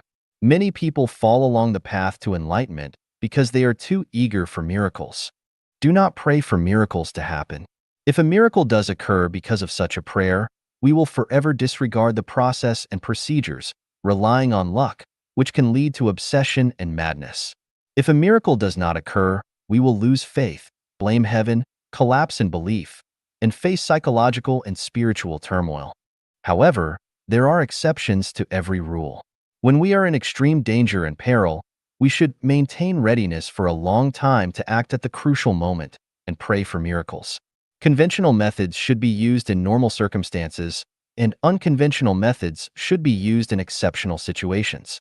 This is the common and wonderful use of Tao. 传道篇34离用体无可得. The chapter of preaching Tao, Article 34. The substance cannot be attained without function. Xiefeng, March 9, 2008. Translation edited by Qin Yu. Without function, the substance cannot be attained. This is a profound universal mystery revealed to us by Yang Saint of Life Changyuan. The meaning of this mystery is that the substance of Tao is demonstrated through its function. To understand the substance, one must focus on its function. Without focusing on function, the substance cannot be comprehended. To put it simply, the value of spinach lies in its use as food. To obtain spinach, you must eat it. Only by eating it can you obtain spinach. If you do not eat it, you will never attain it. On a deeper level, pursuing the Tao, cultivating the Tao, perceiving the Tao, attaining the Tao, and upholding the Tao must all be realized through function. If one does not realize it through function, one will never attain the Tao. The value of things lies in their function. The function and value of the Tao are entirely embodied through its use. The greater and more numerous the uses, the greater the value. The value of the sun is demonstrated through providing light and heat. The value of wheat is demonstrated through supplying food and nutrition. The value of national leaders, such as presidents and premiers, is demonstrated through their governance. All objects in the universe demonstrate their value through their functions. For humans, the greater and more numerous the uses, the higher the value and the richer the essence. This is what allows things to endure. We say Jesus and the Buddha are those who have attained the Tao because their function is extensive and significant. If they had no function, they would be worthless and would not be considered to have attained the Tao. All practitioners, all those who wish to attain celestial being or Buddhahood, and all those who aspire to go to heaven must first consider their own function. In other words, we must be useful because the value of things lies in their function. If we are of no use, we will never attain the Tao, never become celestial beings or Buddhas, and will not be able to reach heaven. Consider your own trash can or look at a street corner trash can. You will find that many things become trash because they are of no use. Anything that is useless becomes trash and will eventually end up in a landfill. Humans are no different. Only those with greater and more significant uses can become celestial beings or Buddhas and be welcomed into heaven. A person who is of no use will inevitably be sent to the trash heap, hell. Thus, in our practice, we should expand our function. The more useful we are, the better our practice. So, how do we expand our function?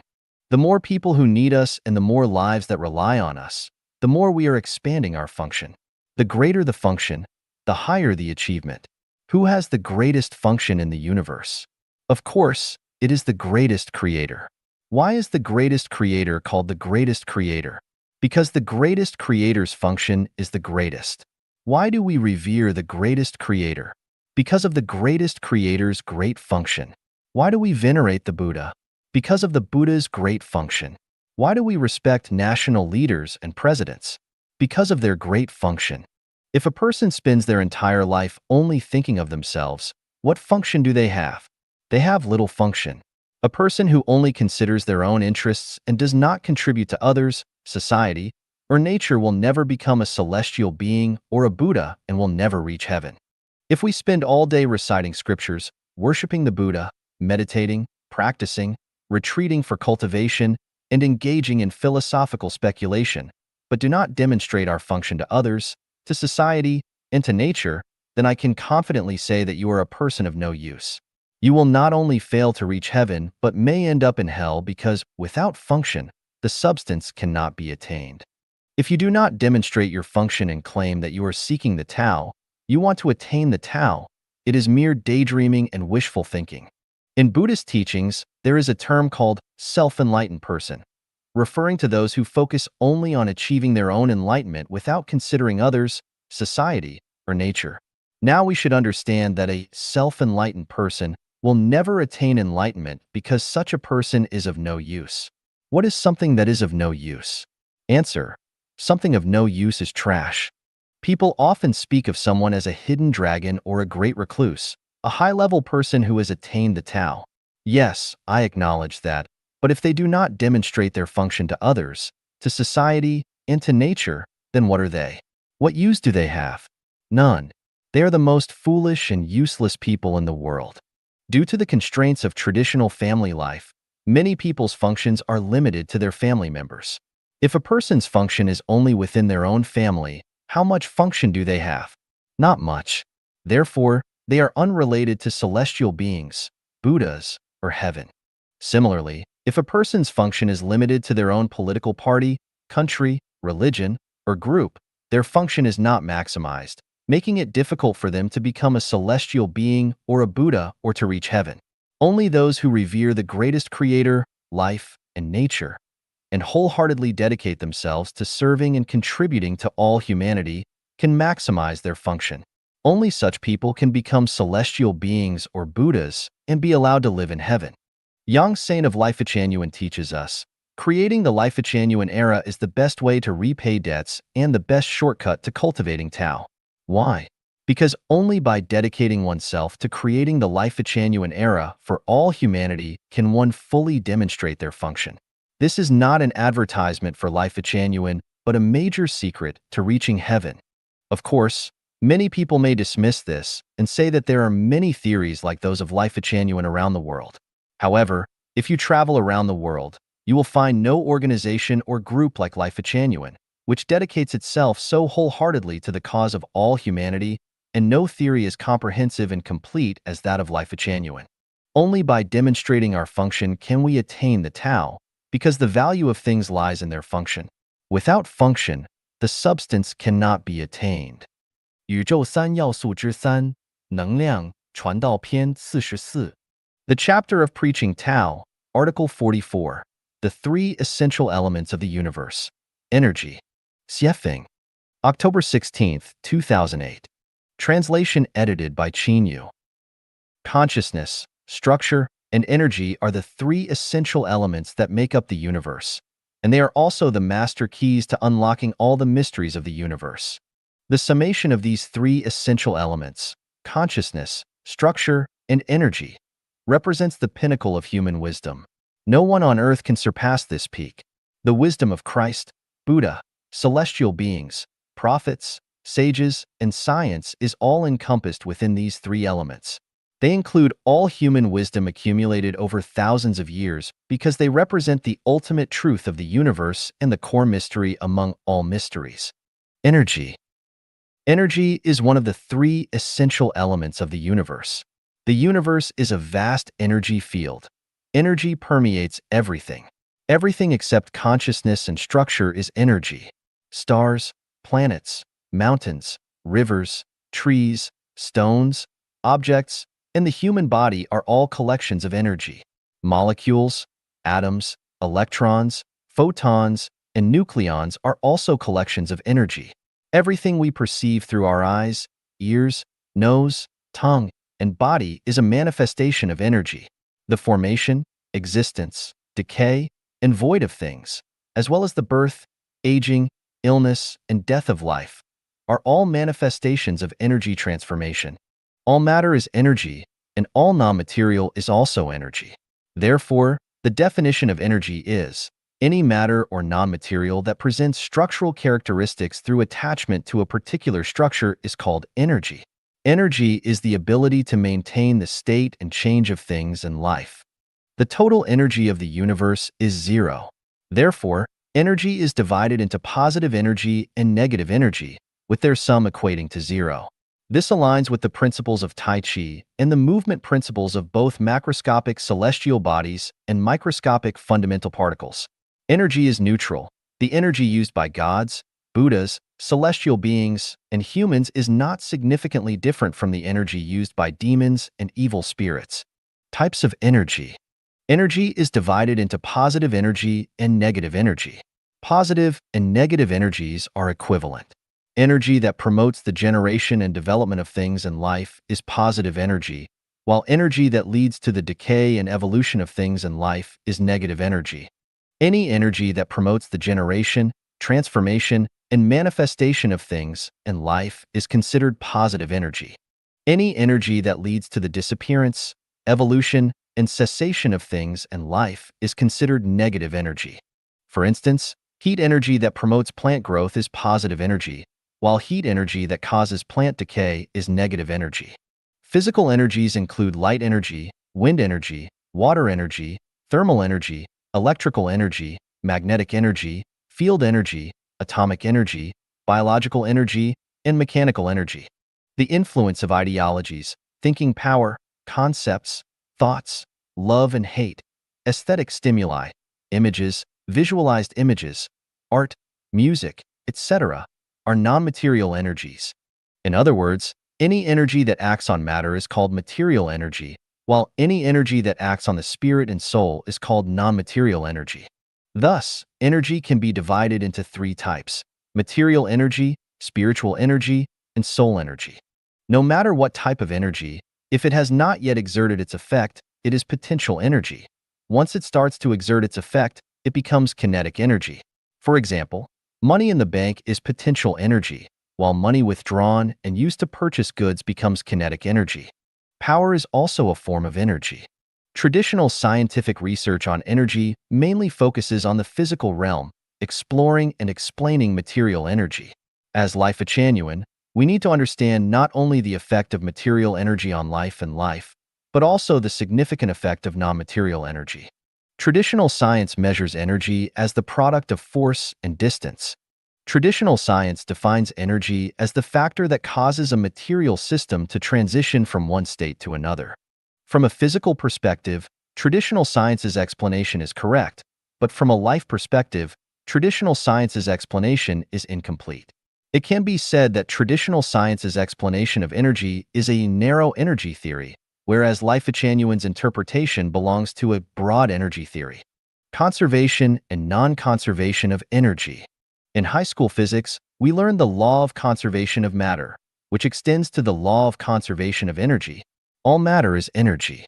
On a macroscopic level, energy is conserved. It neither increases nor decreases, but only transforms from one form to another. The total energy of the universe remains unchanged, maintaining a zero state.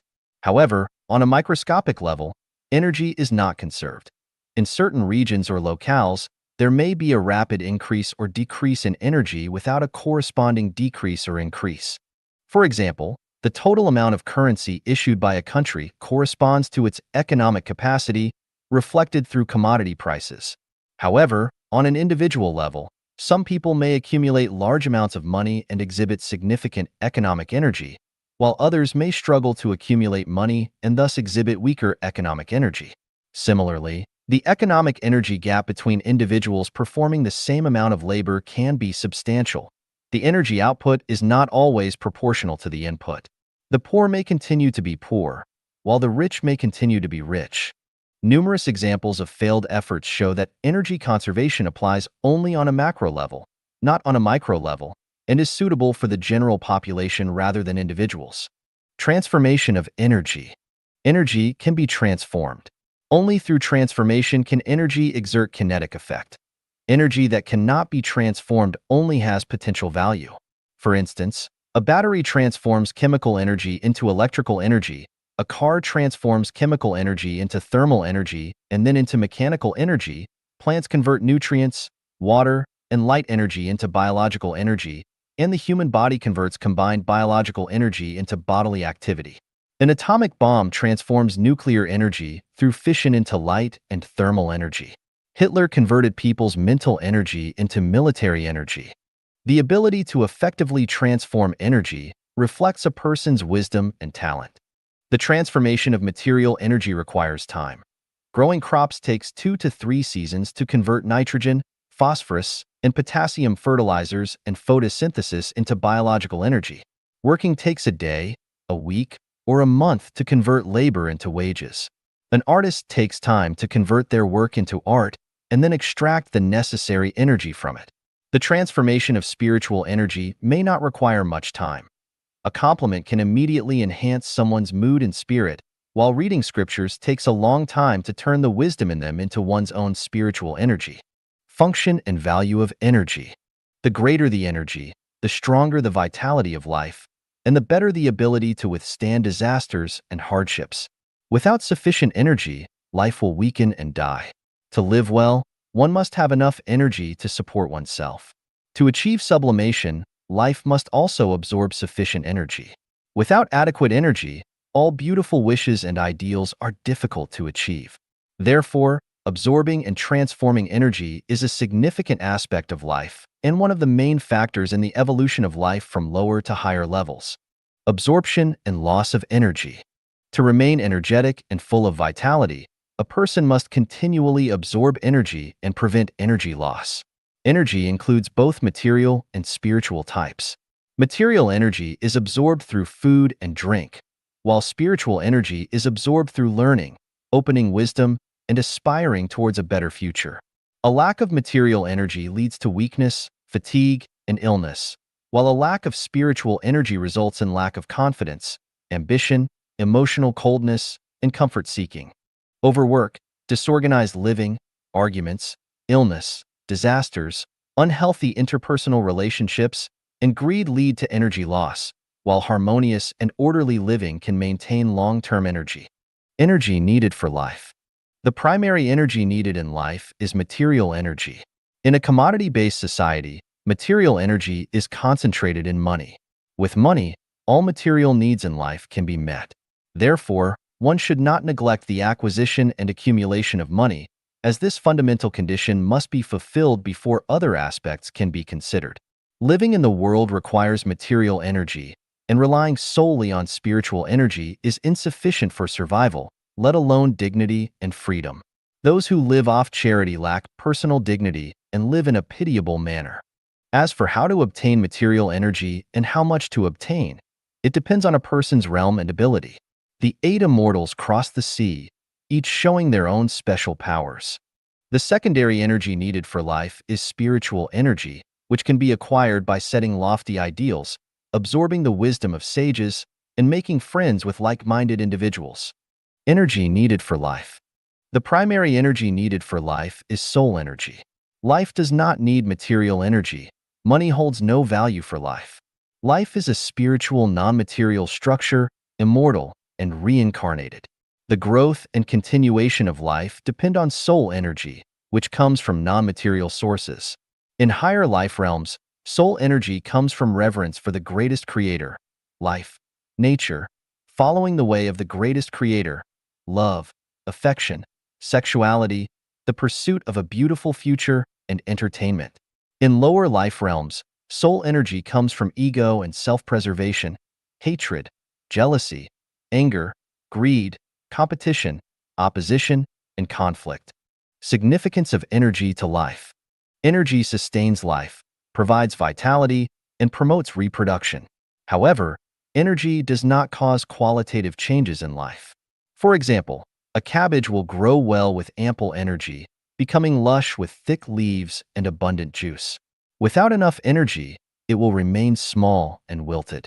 But no matter how much energy it absorbs, it will still be a cabbage. It will not turn into a tomato.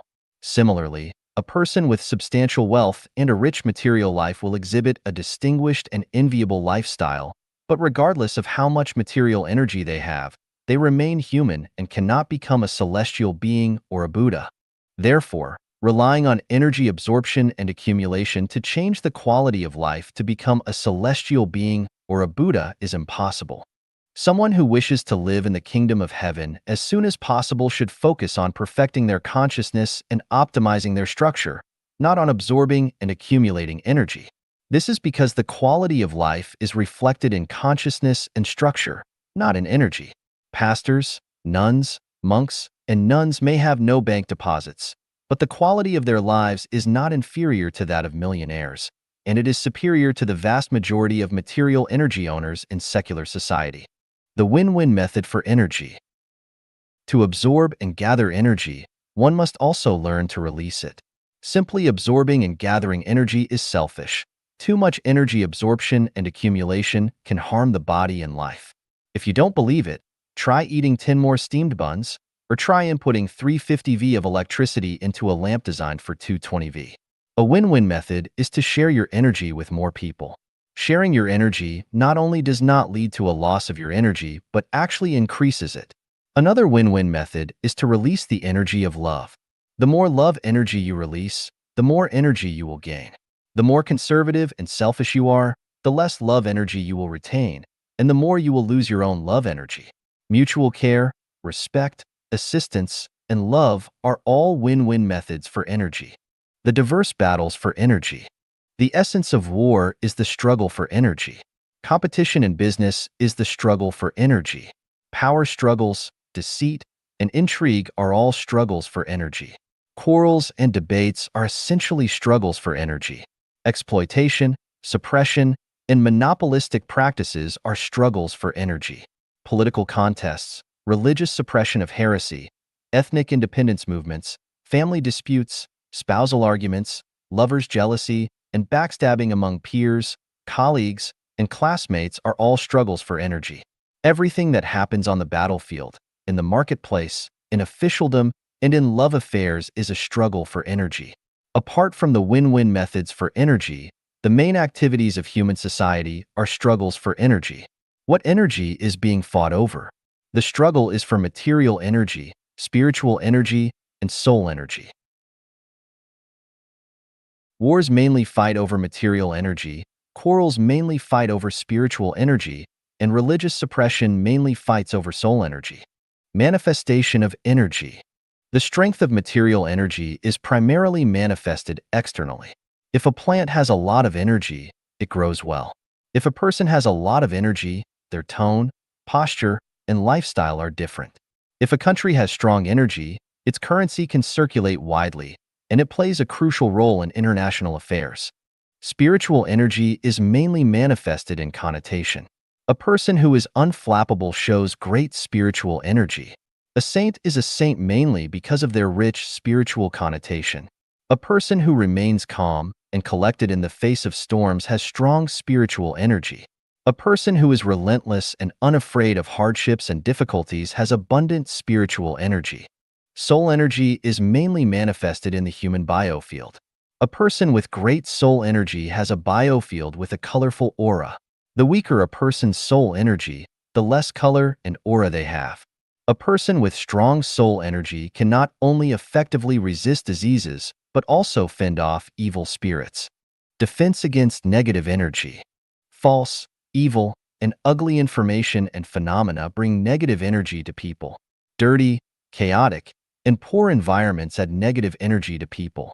People who often complain about others and the environment bring negative energy. Disharmonious societies and groups bring negative energy. Noise, articles written by people with elusive thinking, and movies and pictures filled with scenes of horror, violence, and murder all bring negative energy. Absorbing too much negative energy will lead to a decline in the quality of life. The effective measure to defend against negative energy is to avoid it, stay away from it, and try not to come into contact with it. Focusing on structure. Energy is strange, varied, and complex. Blindly absorbing and accumulating energy is not only unhelpful but also harmful. Pursuing material energy is a characteristic of worldly people. Blindly pursuing spiritual energy without distinguishing between good and bad will turn people into monsters. Absorbing soul energy indiscriminately will turn people into demons. When we cannot distinguish between positive and negative energy and do not know how much energy we need, the best approach is to work on the structure of life's non-material. The type of non-material structure determines the energy absorbed. It is automatic and operates according to the life program. Just like different types of apples, oranges, grapes, wheat, corn, soybeans, watermelons, cucumbers, and muskmelons grow on the same land, the structure determines the type and amount of energy absorbed. If our life structure is that of a herbivore, we will eat grass and leaves and absorb the corresponding energy. If our life structure is that of a human, we will absorb the energy needed by humans. If our life structure is that of a celestial being, we will automatically absorb the energy corresponding to celestial beings and automatically shield against the negative energy that celestial beings do not need. The essence of sun and moon, the spirit of heaven and earth. The essence of the sun and moon, the spirit of heaven and earth, are refined energies, inexhaustible and endless. Poor mountains and bad waters produce troublesome people. Green mountains and clear waters produce talented individuals, is due to the different spirit absorbed from heaven and earth. Living for a long time in a sunny, gentle breeze, with clear mountains and waters, and beautiful scenery naturally absorbs more of the essence of the sun and moon, and the spirit of heaven and earth, making people calm, intelligent, graceful, spiritually noble, pure, and delicate. Consciousness can create the environment. If we are unfortunately born or live in an unattractive environment, do not lose heart or complain. We can create a beautiful environment filled with the essence of the sun and moon and the spirit of heaven and earth in our consciousness.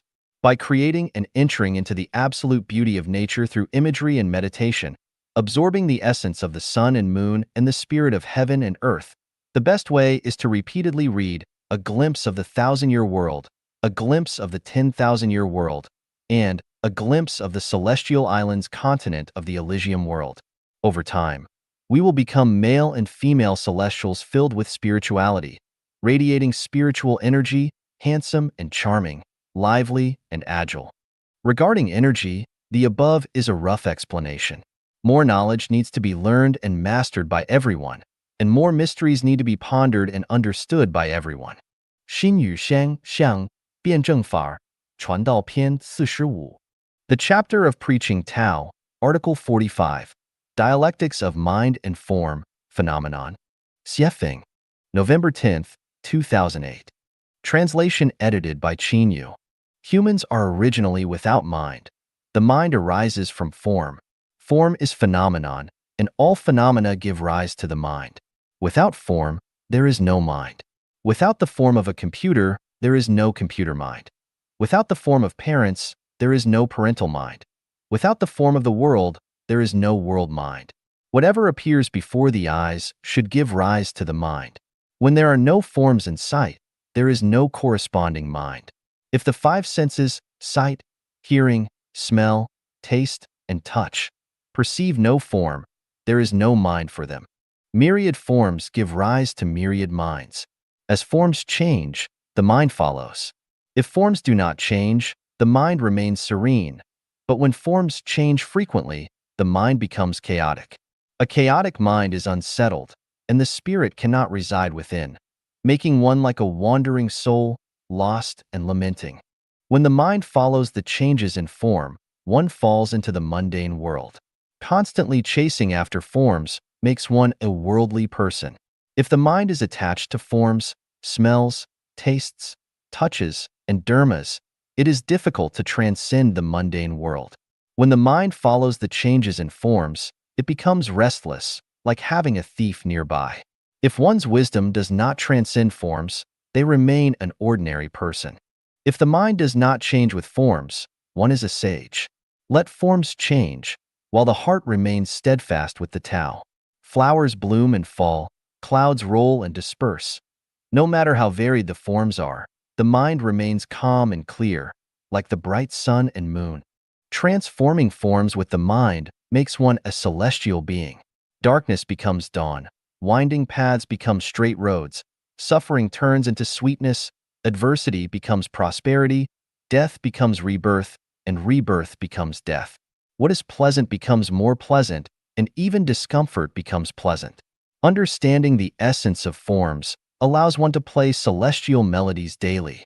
Creating forms with the mind makes one a super celestial being. The mind transcends all forms. My mind is serene. Emptiness is form. Form is emptiness. Form is not different from emptiness, and emptiness is not different from form. All dharmas are empty of inherent nature. Forms arise from the mind. Thus, the mind is form, and form is cessation. There are no attachments, no obstructions, no fears, no worries, no troubles.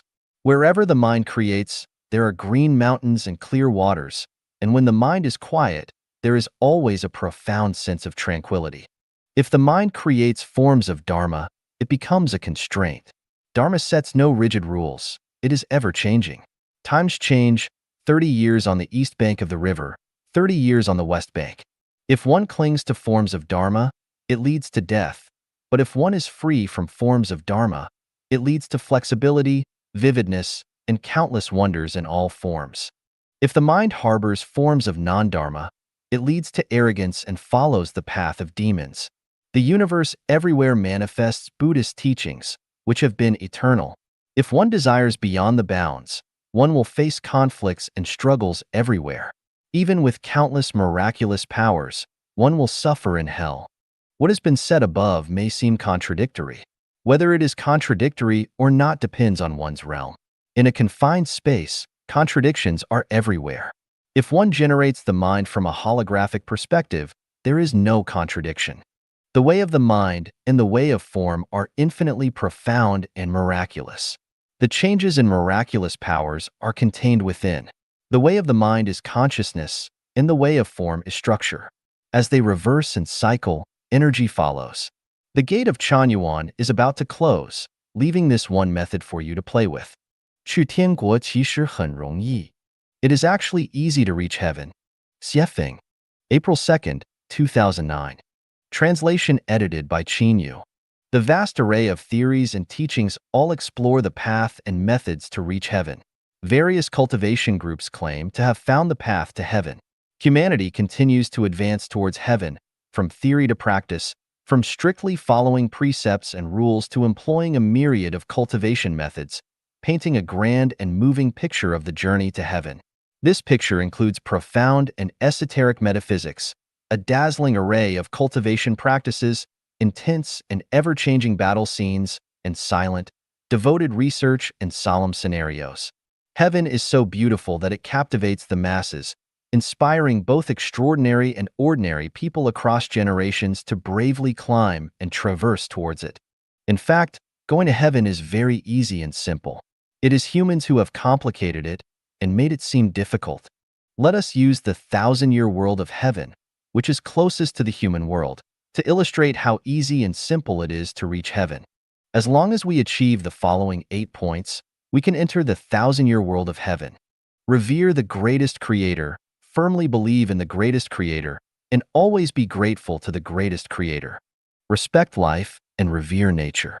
Avoid jealousy, hatred, greed, obsession, selfishness, and complaining about others. Do not, for any reason or excuse, bind or obstruct anyone's happiness and freedom. Be kind. Have a kind heart, kind words, kind speech, and kind actions. Be honest. Seek the truth, speak the truth, do not deceive, and do not lie. Be diligent. Do not be lazy. Keep your living and surrounding environment clean, neat, beautiful, and harmonious. Keep promises.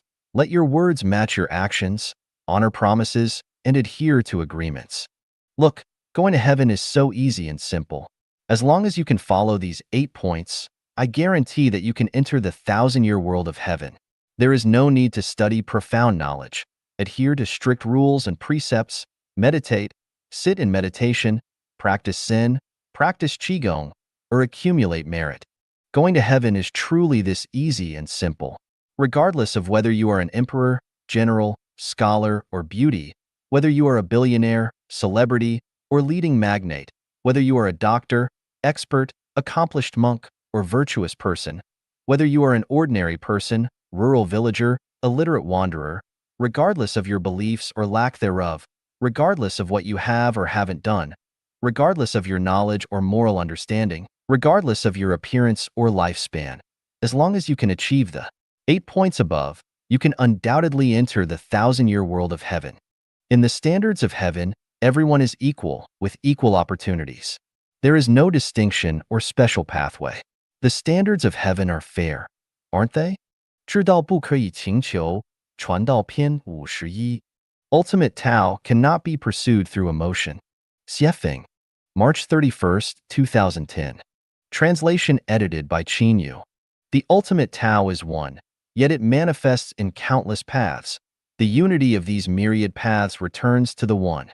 For example, the human body is one, but it is divided into 5 organs, 6 bowels, 7 orifices, hair, bones, meridians, nerves, blood vessels, limbs, tendons, and muscles. Microscopically, each component has its own function and operating principles. Each follows its own path, but on a macro level, they all return to the unified Tao of the human body. The ultimate Tao is the path of unchanging amidst all changes. It does not alter with the passage of time or shifts in space. For instance, the way of the greatest creator remains constant from the ancient past to the distant future, from 20 parallel worlds to 36-dimensional spaces, steadfast and unmoved. Similarly, love, from insects to animals to humans, to gods, Buddhas, and celestial beings, from ancient times to modernity and beyond, remains unchanged through the ages. The ultimate Tao cannot be pursued through emotion. True emotion may be beautiful, but it cannot lead to the ultimate Tao. No matter how sincere the emotion, drinking poison will still lead to death. No matter how deep the affection, a marriage can still end in divorce. No matter how heartfelt the emotion, loved ones who are destined to die will still perish. No matter how sincere the emotion, the structure of life remains the same, and one will still be human, never becoming a Buddha or a celestial being. No matter how deeply parents love their children, many children will still be unfilial. True emotion cannot buy filial piety. No matter how passionately lovers pledge eternal commitment, they may still part ways. No matter how sincere a mouse is toward a cat, the cat will still eat it. No matter how much a wolf cares for a lamb, the lamb will still fear it. No matter how devoted a disciple is to their master, kowtowing and offering incense will not make him a sage.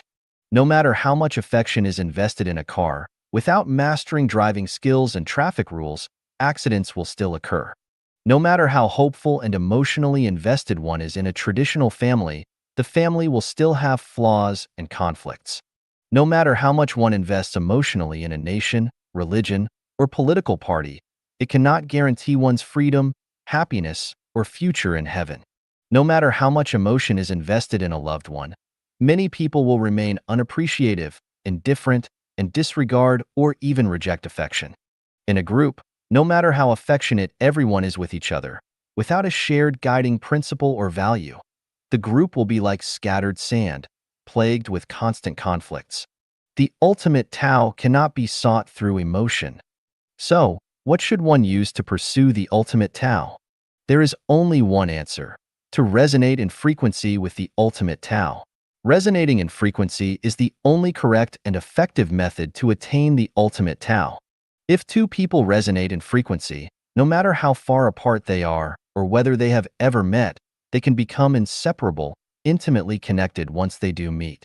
If a group of people resonate in frequency in their views on life, values, life, morality, and the universe, regardless of differences in race, gender, culture, status, or appearance, they can still be as close as family and live harmoniously together.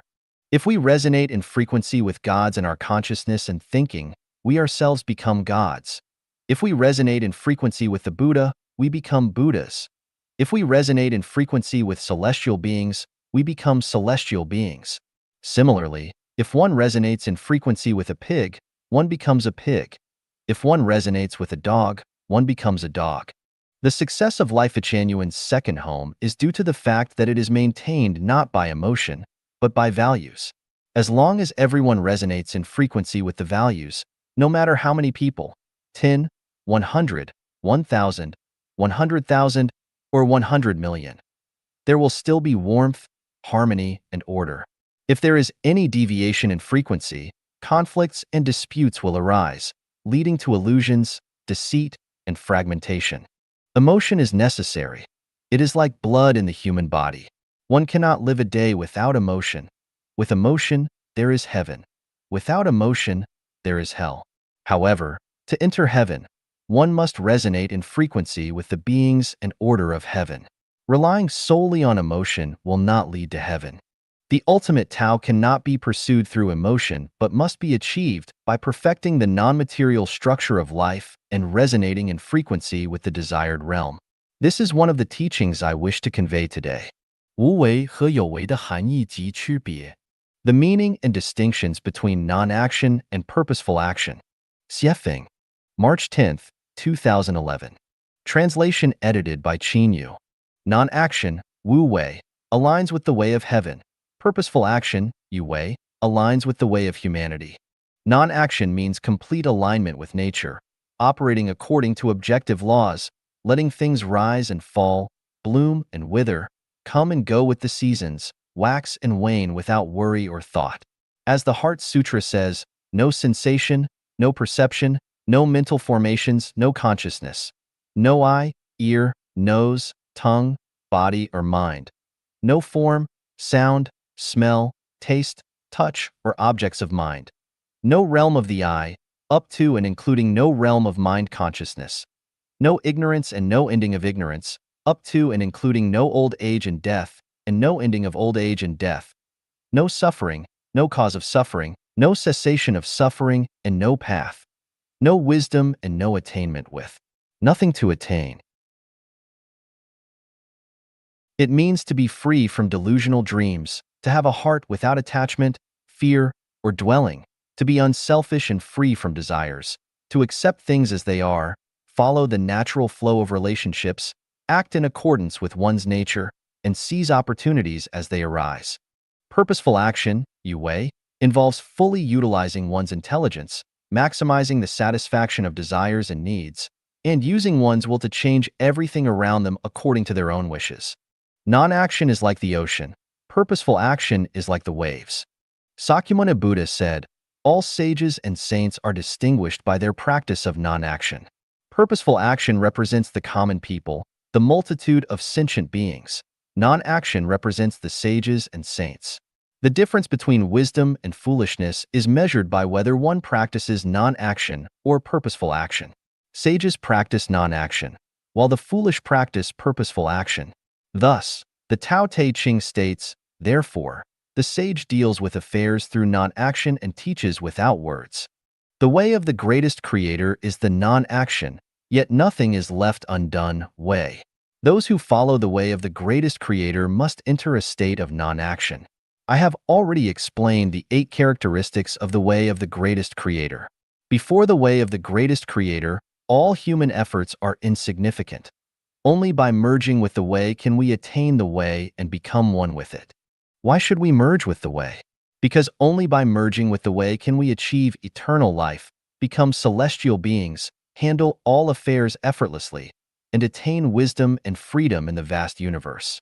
In reality, merging with the way means merging with the greatest creator. When this happens, the wisdom of the greatest creator becomes our wisdom, and we enter the Elysium world. As long as a person has selfish desires, as long as they possess or wish to possess something, as long as their heart is attached, has desires, worries, or anxieties, they will inevitably engage in purposeful action and will not become a saint, celestial being, or Buddha. As long as a person's heart is tied to marriage, family, religion, political parties, or nations, as long as they have thoughts, family ties, property, status, or reputation, as long as they worry about food, clothing, shelter, transportation, birth, aging, illness, and death, as long as they have desires, dependencies, hopes, fears, worries, or anxieties, they are undoubtedly practitioners of purposeful action. All their actions and words are manifestations of purposeful action, not non-action. The highest state of life is to have nothing. Only by having nothing can one reach heaven, the free world. Having nothing allows one to possess everything. The more unselfish one is, the more they achieve their desires. The more one possesses, the more troubles they encounter, and the further they are from heaven. The more one practices non-action, the more they can accomplish without effort. I establish the second home and urge you to strive to enter it, because only in the second home can you gradually enter a state of non-action. In the secular world, not only will you fail to understand non-action, but even if you do, you cannot reach the state of non-action. In the secular world, you can only practice purposeful action. I have paved a smooth path to heaven for you. As long as you follow the path I have laid out for you, your future will be bright and indescribably wonderful. Remember, all conditioned phenomena are like a dream, an illusion, a bubble, a shadow, like dew or a flash of lightning. Thus should you view them. 当认为自己对时已经错了， When you think you are right, you are already wrong. Xiefeng, June 25, 2011. Translation edited by Qin Yu. I do not see right or wrong. Everything unfolds in an orderly manner. Nothing in the universe is wrong, and no one's words are wrong. A white horse is not a horse is correct, and a white horse is also a horse is correct. Saying everything is empty is correct, and saying everything is real is also correct. Saying truth is falsehood is correct, and saying falsehood is truth is also correct. Saying the guide of Life Genuine is a big fool is correct, and saying the guide of Life Genuine is a god is also correct. Everyone's actions are correct. Someone building a house is correct, and someone demolishing a house is also correct. Someone engaging in construction is correct, and someone engaging in destruction is also correct. Someone honoring their parents is correct, and someone not honoring their parents is also correct. Someone who loves cleanliness is correct, and someone who loves messiness is also correct. Someone who likes to explore the truth and live with clarity is correct, and someone who prefers to live in ignorance is also correct. Someone who wishes to go to hell is correct, and someone who wishes to go to heaven is also correct. Someone who practices dictatorship is correct, and someone who practices democracy is also correct. Someone who likes eating steamed buns is correct, and someone who likes eating rice is also correct. Someone who likes meat is correct, and someone who prefers vegetarian food is also correct. We cannot say that others are wrong while we are right. To say others are wrong is to judge from our own standpoint, which is a flawed judgment that fails to consider the standpoint of others. When we consider the standpoint of others, we find that differing viewpoints or actions are also correct. Who can say that the behavior and values of cats are correct while those of mice are wrong? Who can say that winter is wrong and summer is right? Who can say that fruit-bearing trees are right while non-fruit-bearing trees are wrong? Who can say that birth is right and death is wrong? All events and phenomena in the universe are not wrong.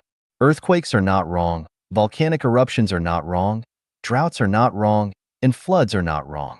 It is not wrong for people to kill, set fires, steal, or rob, and it is not wrong for others to stop these actions, fight against them, and punish those responsible. This is called each performing their duty, each bearing their responsibility. Everyone plays their role, and who can say that a fox eating a chicken or a wolf eating a sheep is wrong? Who can say that thorns on rose branches are wrong? Who can say that it is wrong for crops to grow while weeds are right? Our efforts to create the Life Genuine era are correct, and those who oppose and obstruct the creation of the Life Genuine era are also correct. Everyone is playing their own role in their own way. Everything is a game. As long as we are immersed in the process, it is fine. It is not practical to insist that everyone must follow our will.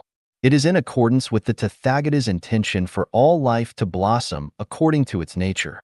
Do not try to change others or the world, as it is not only thankless but also contrary to natural laws. The most important thing is to express your own Tathagata nature. If you love eating noodles, then eat noodles. If you love eating steamed buns, then eat steamed buns. If you love going to hell, then go to hell. If you love going to heaven, then go to heaven. A forcibly twisted melon is not sweet, and forcing a cow to drink water goes against heavenly will. This means that when we think we are right and others are wrong, we are already wrong.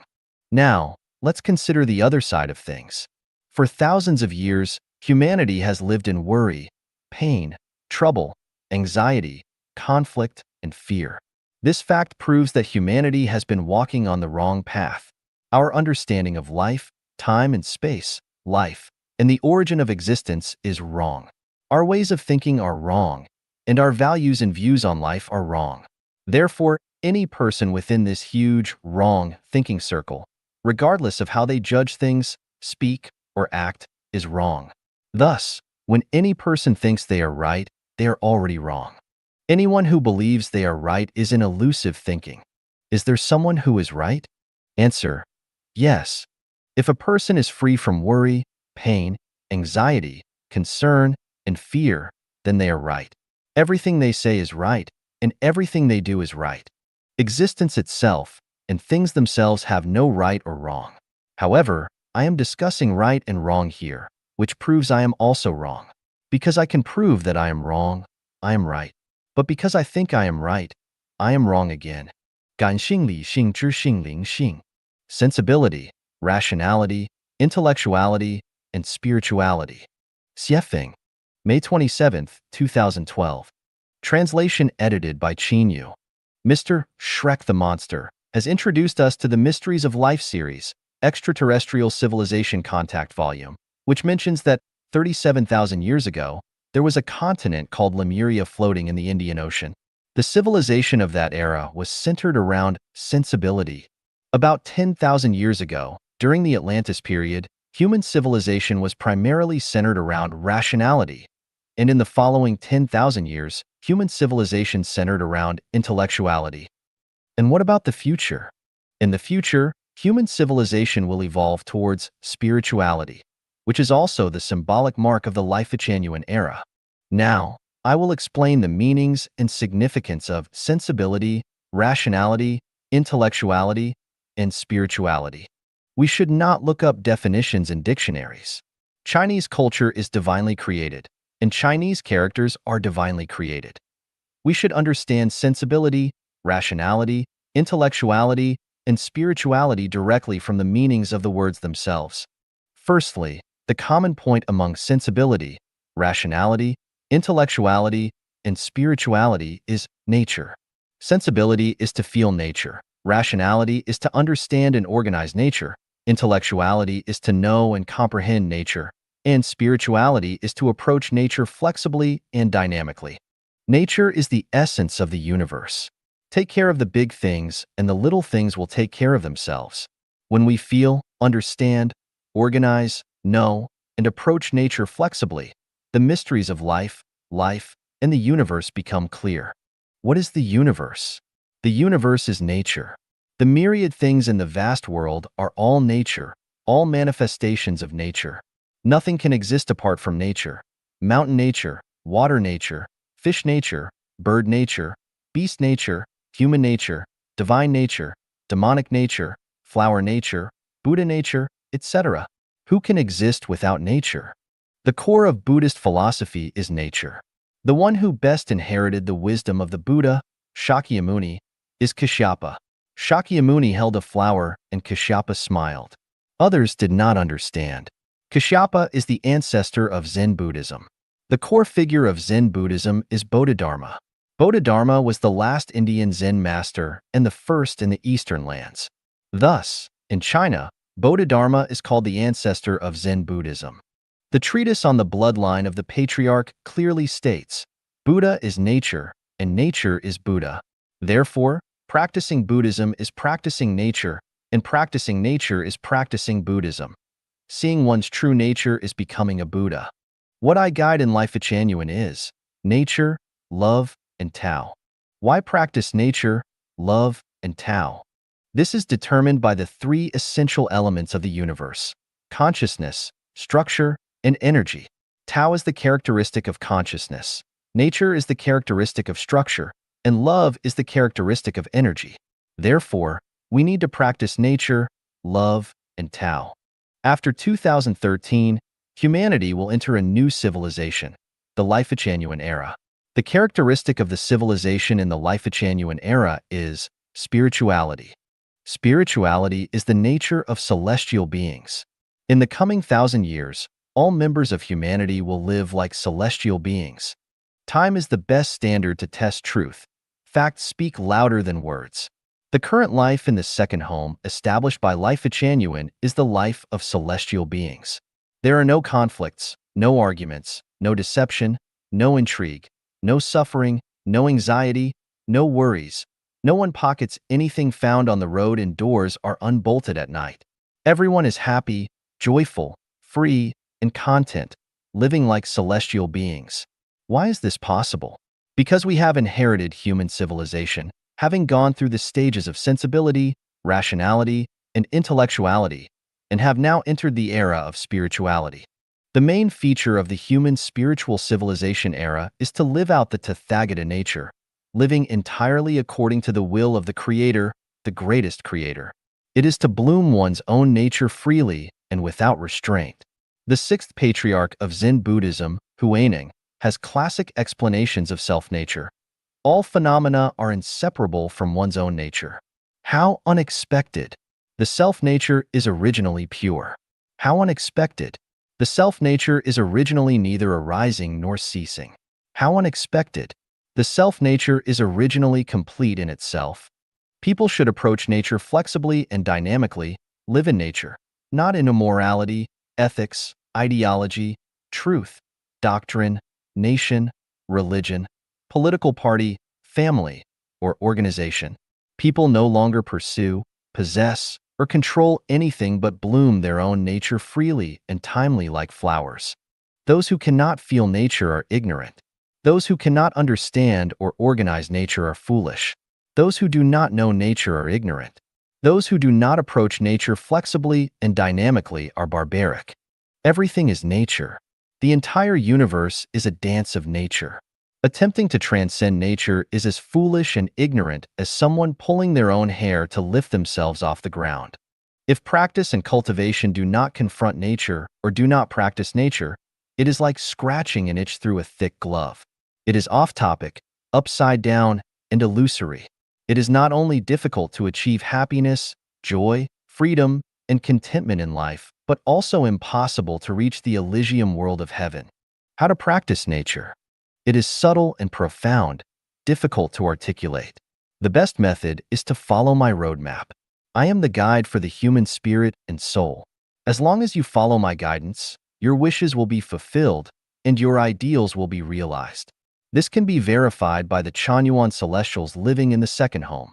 Of course, the Chanyuan Celestials are still in the initial stage and have a long way to go to live in nature, but this initial stage already proves that my roadmap is entirely correct. When the Chanyuan Celestials reach the intermediate stage, their experience will be even more beautiful and joyful. Who am I? Am I a messenger of the greatest Creator? An incarnation of God, Buddha, Celestial, and Saint? A great guiding spirit born in Northwest China? Do not worry about it. Treat me as your soulmate and communicate openly. Feel if I have any demands on you.